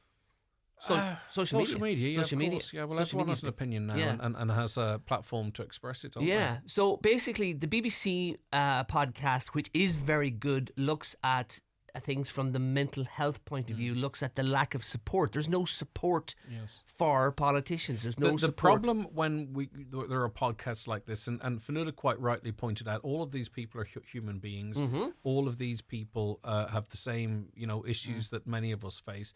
The problem is I think for the public, especially in this day and age, and maybe it is because of social media, is that particularly those that are in government parties, the immediate reaction from people can be, well, now you know what it's like for us because you're not funding mental health services properly. Very good. And they will talk about, I've got a child who's 12 years of age and has been seeking mental health supports for 8 months, and I'm concerned some harm might come from them. And what we're in now is, whereas that was never said previously, it probably was there, but people have a platform to say it. Now people don't really want to hear how tough it is for politicians because the people say, well, now you know what it's like for us. Yes. And that's where it gets confusing in this day and age. Yeah. No, I can see that side of it, but you have to think, and I know I'm getting knee deep now in this controversy. It's going to end up like last week. Yes. Which is 2 weeks ago. We have to think about it. From my point from this, and not take away from the podcast, is what are we doing? Oh, it's crazy. I don't like it. Do I we don't not like want people to become part of our government? Should we not that's a be big part of it, yeah. aspiring and have our children to aspire to be part of? They're saying where change one of the can things that happen, comes out where you in can make both things of these. happen. One of the things that comes out in both That's of what these we're shows is that it's now becoming less and less likely that younger people will choose any sort of political career as an option because the baggage that goes with it is very off-putting. And we're seeing it here, and I think the problem is it's not about debate and discussion and deselecting people. We've seen it in Britain, as you mentioned, the two very tragic cases, and there is a genuine sense that in this country, what the end result of all of this is that one person tries to kill someone. Yes. Or does it successfully kill becomes someone. that, And that's where eventually... Yep. That's how it culminates. Well, that's where the fear is. And another thing that comes up in the BBC one, and then I'll switch to the RT one, is they speak at great length to an MP who attempted suicide. Mm-hmm. And he talks about, obviously unsuccessfully, he was found in time by his family, and he talks about his journey in great detail in this podcast, in the Broken Politics one. Yeah. So that's the stance that the thing takes. Again, and this is I just wish the world was a little bit different. You see, there are going to be two people that listen to that podcast. It's going to be person A who understands it's a tough job, who would do it. We need politicians. Yes. And they're going to be very sympathetic to it. Yes. And then there's going to be person B whose opinions are going to be somewhat aligned to what I mentioned earlier and will not see the person and they'll just disregard it immediately. Oh, yeah, of course, we seem to be so polarised on all of these issues. Oh, yeah, it's a big... But still, they're worthwhile. Yeah, absolutely. Yeah. The RTE one, I think, is a better programme in the sense that it casts the net a bit wider. So it looks at... it interviews the producer of the BBC show, which is very interesting. It also interviews... So they introduce the producer of Broken Politics, Yeah, because it's an older show. So they talk about the fact that... and they interview... the inspiration for the BBC one was an Australian report. So they interviewed the lady in Australia who talks about Australian politics and the situation in Australia. Yes. And they also interview a woman who is a TD here in Ireland, and we talk about her situation. Her situation it really drives it home because she's a woman and she's very much on the pro-immigration and she's on those pro-integration side of things. She will get, first of all, she talks about somebody threatening to rape her. Yeah. That's how they respond to her views. Yes. She talks about going on holiday and having to explain to the Gardaí that she's going to be away because she lives with two elderly parents. Yes. And she knows that people will at times come to her house. So she doesn't want her parents dealing with that. So she talks about the situation she's in. There's also a man who, a rural TD, comes up from Mallow. He talks about his situation. In his family, there's a history of being in politics. And he really clarifies how different it was for his father 25 years ago. There was disagreement, but nobody threatened your life. Yeah, I get you. But you know what else I think happens as well is with politicians, and you see it, is that because of the way the world is going, I think then what can happen is politicians can surround themselves with a support structure, right, that to some extent potentially could insulate them from the real world, Yes. right? Because what we do as humans, we try and protect ourselves, right? Oh, yeah. So you surround ourselves with people that are saying, don't listen to what they're saying, you've done this and you're great, and you're doing that and the other. And I think then what can happen, you can be detached then from the work that you're trying to do in some cases. It's fascinating. I think that's exactly the road that we're going to end up going down. Yeah. If we stay have going to. the way they're And going. the last, they're going to have to move into protected estates. Like if to if be things go safe, the way yeah. they're going, if you wanted to become a politician in 10 years' time, if we keep going down the road, we're going to have to have a housing estate in Dublin where the politicians live with their families. are behind security, behind security. Because with people showing up to people's personal homes with their children there and stuff like that. I mean, who would go into it? And a change of government, and we've seen in other European countries as well, where, let's just say, for instance, more right-leaning parties have got into power. And I'm not attributing this abuse to any area of politics, because from what I've seen, it's everywhere. It's everywhere. But it doesn't stop. It just changes onto the people that are in power then. Yeah, it's the focus. The focus repeats. As in, in Phoenix Park or something, we'll end up beside the president's house. We'll have to build 100 or 300 houses and say, well, there you go. Now that's where all the politicians are going to live, and they'll never know what the price. But the last thing, and the last part of the RTE one, which I also liked a lot, is the RTE one is a really good documentary in my opinion. They moved away from the politicians and they looked at the support staff. So within the support staff, who are not in any way known, their names are not out there. They're simply, and the point is made that they're often on a very low wage, that they're often on schemes. They're also brought in for various things. They get an unparalleled torrent of hatred directed at them all day, every day. And one guy talks about what it's like for him to go home at the end of the day having read. Okay, obviously some of the correspondence is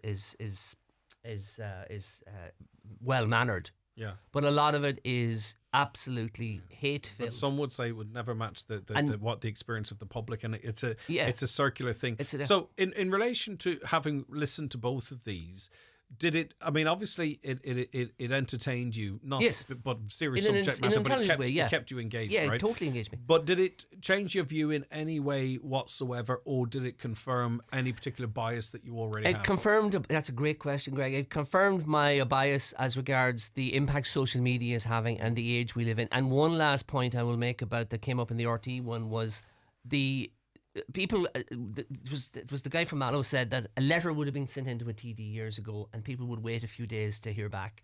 Now they send an email in the morning, and they expect an immediate response. And if you don't respond immediately, certainly within 24 hours, they are angry. I emailed you this morning. Can you get this sorted? Yes. And that confirms my bias to answer your question, that we live in an age where all these things are possible, but are we ready for it?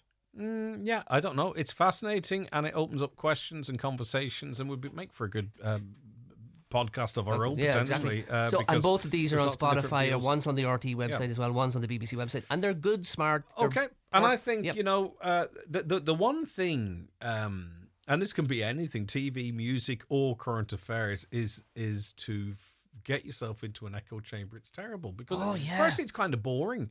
I think it's nice to get different views, different perspectives, and then challenge them in your own mind and come up with your own. Because what happens now is we find one source that we trust.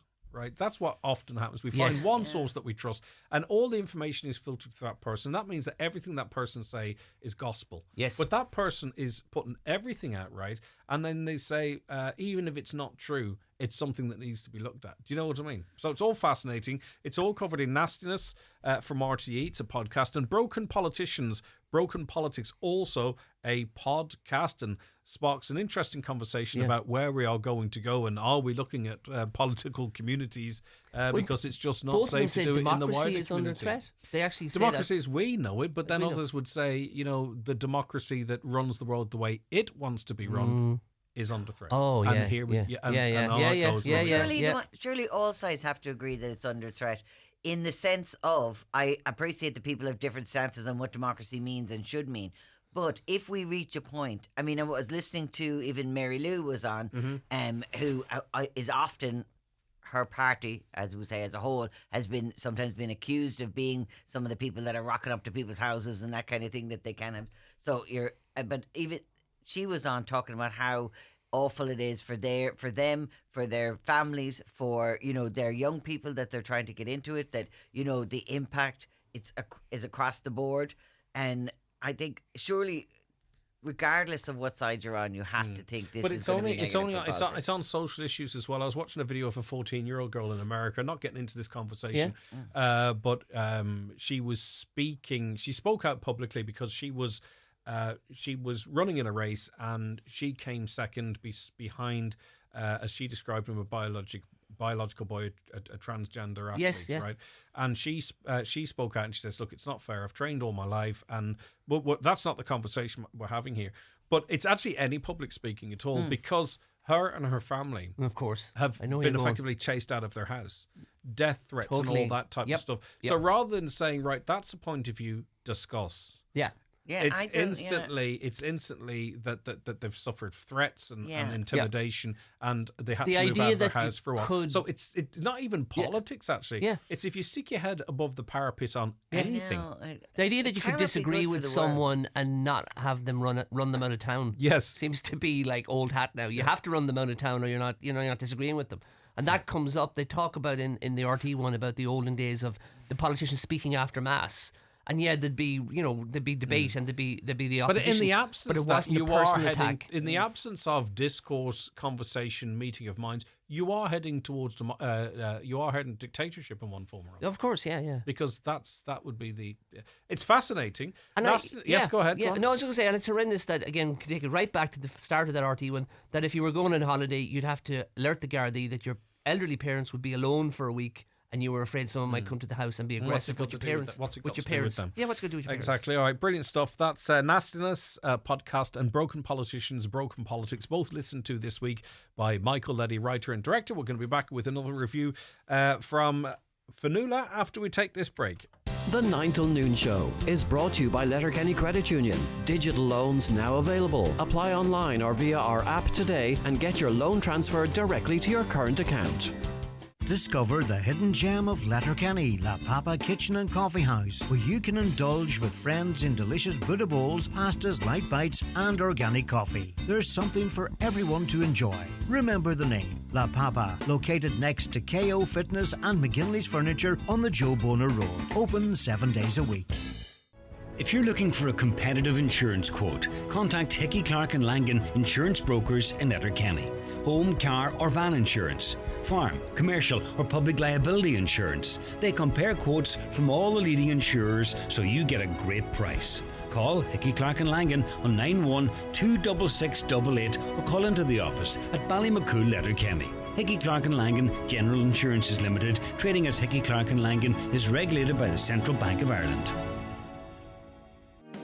Le nísmó bailí fud na tíre, so lá rion do Hervís bus nasc le líonra per 5 TFI níos léhanna. So bhil suas le trucha faoin géad nuair a úsáideann tú do charta líb TFI. Le haid tuile eolais faoi sléite agus amchláir, túr cuairt ar transportforireland.ie. Is sinna Transport for Ireland. Is muid dit. Go full family dinners on Lidl Plus. Mix and match any 3 fresh meats for €9. Give the week a tasty start with our Board B approved chicken. Make every night about our Board B approved pork and beef dishes. Then cook up a weekend of flavourful fish options. That's the week's meal sorted. Scan the Lidl Plus app and go full Lidl today. The Jive Time show is coming live this Friday from McGurk's Golf, Letterkenny. To celebrate their first year in business in Donegal, there will be fantastic in-store offers on the day, plus a chance to show your golf skills with the longest drive and nearest the pin competition on their state-of-the-art golf simulator. So join us in-store at McGurk's Golf, 40 Retail Park, Letterkenny from 2:30 to 5 p.m. Are you looking for amazing eyewear and an optician you can trust? Tired of the same old frames or had a disappointing experience elsewhere? If so, then Andrea Devon's Opticians Letterkenny is the right opticians for you. Call us today on 074 920 6191 to book your appointment and find your perfect frames. It is That's Entertainment. It is the 9 till noon show. We were talking earlier on about 2-for-1s. What about this one? We're heading now to Sean Lafferty, who is a director, speaking to us ahead of a captivating night of theatre as Butt Drama Circle and Bala DCA present 2 one-act plays, A Matter of Rights and The Wife, Her Cat and All the Other Stuff in the Bala Theatre next Friday the 18th of October and on Saturday the 19th of October 2024. Sean, good morning to you, and this follows on, I suppose, from a successful one-act drama circuit last year in October. Good morning, Greg. Thanks for having me. Yes, it does indeed. Yes, we had a very successful run last year at the All-Ireland circuit. We got second in the All-Ireland finals in the open section last year. So yeah, we're excited to be back this year with another play from the same writer. Yes, Conor Malone, his talents have no end. A Matter of Rights and the Wife, that's on Friday, Saturday as well. Both acts are on both nights, is that correct? They are indeed. Yeah. This year we've partnered up with their colleagues in the Ballard ECA, and they've produced the other play, The Cat and His Wife, and that's going to be directed by Kieran Quinn, and it's starring Letterkenny's very own Andy McGranahan. Yeah, The Matter of Rights and Wife, it tackles current issues too. It's fresh. Yes, The Matter of Rights is set against the backdrop of the current kind of immigration situation here in Ireland. Of course, not here in Ireland, UK, Europe, and of course across the pond in America. It's very prevalent there at the moment with the run up to the presidential elections. So yeah, we're tackling that subject, and it's a difficult subject to tackle at the moment given the current situation. But I think Conor's managed to give a very balanced play about it, covering both sides of the argument, So yeah, I think, we're excited to show it. And I think really that's where the arts come into its own too sometimes. That stars, as I say, it's by Conor Malone, stars JC Bonner and Mickey McMahon, two very talented actors. The Wife, Her Cat and All the Other Stuff by Brian Walsh sounds intriguing too. That was produced a couple of years ago, actually, by the Ballard ECA as well, and it actually starred Conal Gallen a few years ago. It was pre-pandemic. So when we decided to do the one act this year, the director Kieran asked me if we wouldn't mind putting the two together for just a night of theatre. So yeah, Andy's had a very successful outing with that at the moment there. He did it for Culture Night there in Dillon's Hotel in Letterkenny there a few weeks back, and he was received very, very well, and the play was received very, very well as well. One-man show, very difficult to do. Very intimidating for an actor, but he's doing a really, really good job in that there. So I haven't seen it myself yet. I'm kind of waiting till opening night to get the full view of it. So I'm looking forward to seeing Andy on stage. And if you book your ticket for either Friday or Saturday, the 18th or 19th from 8 p.m, you get both shows? Both shows, both nights, yeah. Brilliant, okay. Yeah, absolutely, excellent. Yeah. All right, that's two shows in one night. A Matter of Rights and the Wife by Conor Malone. The Wife, Her Cat and All the Other Stuff by Brian Walsh. Brilliant actors involved in that as well. And it's all next Friday, next Saturday night, 2 for 1, 18th and 19th from 8 p.m. The tickets available right now from Bala Box Office 913184 and from ballaartcentre.com. Sounds like it's going to be great fun. Sean, thanks very much for joining us.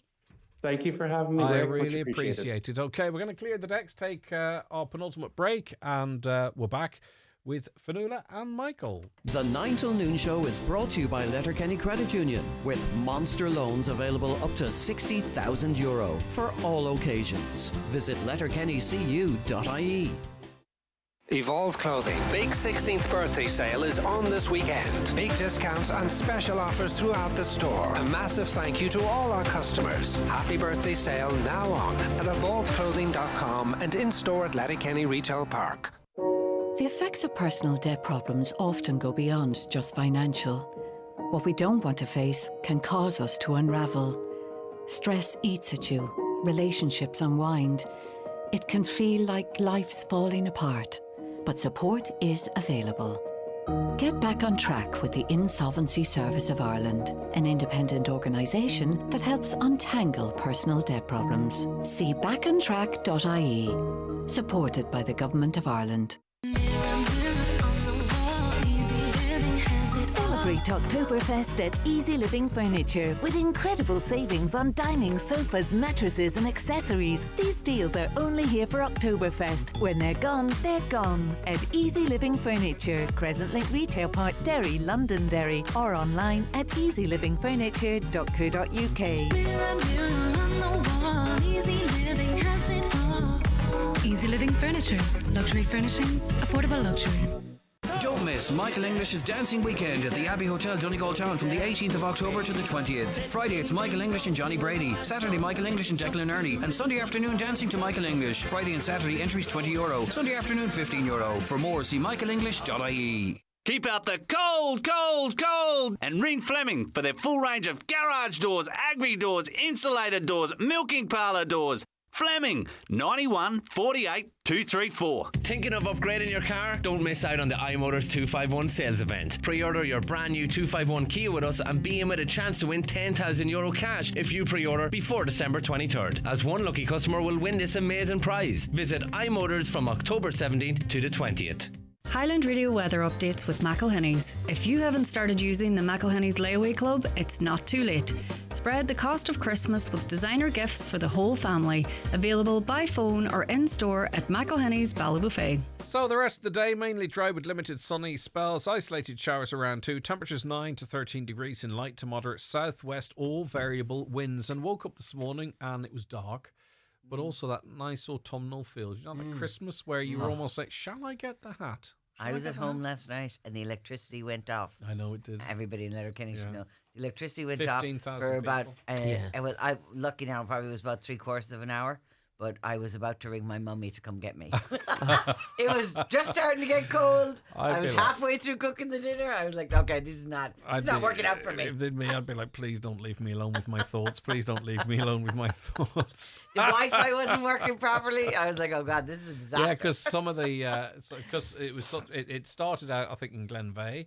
And things were switched around, and then there was power surges, and then eventually something blew in Glencar. Yeah, but it affected Milford North as well. It's amazing actually they can just redirect power. You know, so Milford was on first. They were able to redirect it around Letterkenny. You wouldn't, and it's all done remotely. It's quite, but then the teams went out and fixed the problem. Right. So, what do you want to pick out from this list? What's current or what's this could be good for the weekend? Just folks. because I was talking about slow horses, which is kind of a detective-y thing, I might as well stay on that. Last week I mentioned, George Gently had come to Inspector George Gently. The really kind of soft and gentle. Had come to Netflix, and I apologise. I said there was only like 3 That was 2 weeks series. ago. Yeah, in it was it. 2 weeks ago. Yeah, we were together last Friday. Oh, I forgot that, yeah. So, and I was saying about George Gently, and That's I said right, there was only 3 series, but it actually turns out there's like about 5, I think, or something, which I totally watched and didn't realise it. So there you go. You didn't fact check? I know. That never happened before for Nuala. I know. I'm normally so on it. But we need to stop you listening to podcasts. There's a couple of new... There's a couple of new ones that are on at the moment that I'm really enjoying. And one of them is, if anybody's aware, drama has now become You Drama. I don't know what that means. Now they've done You Dave, You Drama, I don't know. Have they all been bought out or what the hell the story is? But it's now You Drama. But in You Drama's defence, they have really improved their TV programs. Right, okay, cool. And they're showing some really good, because I used to always be going to Alibi for the old reliables. Yes. And sadly, Alibi is going the other direction and picking up American stuff that's only like one series long. I think you have Sky, right? You don't have to watch them scheduled, can you? You can access, do both. You can access You Drama whenever suits you, yeah? Yeah, for anything that's already been aired. Yes, of course. Yeah, sometimes you can't, But you can go back and you can catch up with You Drama because it's on, I think it's like 165 or something like that. I think it is. It's number 1. But you can get it on the Now. You can get it on if you have Virgin Media. So there you can get through the You Watch or You Watch Back or whatever it's called. They kind of have an app. Begins with You anyway. There's everything they're doing. Stick in You TV and then see what happens. But what they have got is they've got a new one that starts. That's the last thing you should do is stick in UTV and see what happens because obviously UTV will come up. Yeah. Well, I don't know. Does UTV own all these now? I think they might. I think do they? UTV is Ulster Television. Yeah, it's part of I know, but I think it's part of that You. Wow. I think the brand. UTV well, how else would they do it? Because You is what when you think you think UTV. Okay. You think that everywhere, right? Don't you? Go. That just do you? I always assume they're interconnected, but maybe I'm wrong.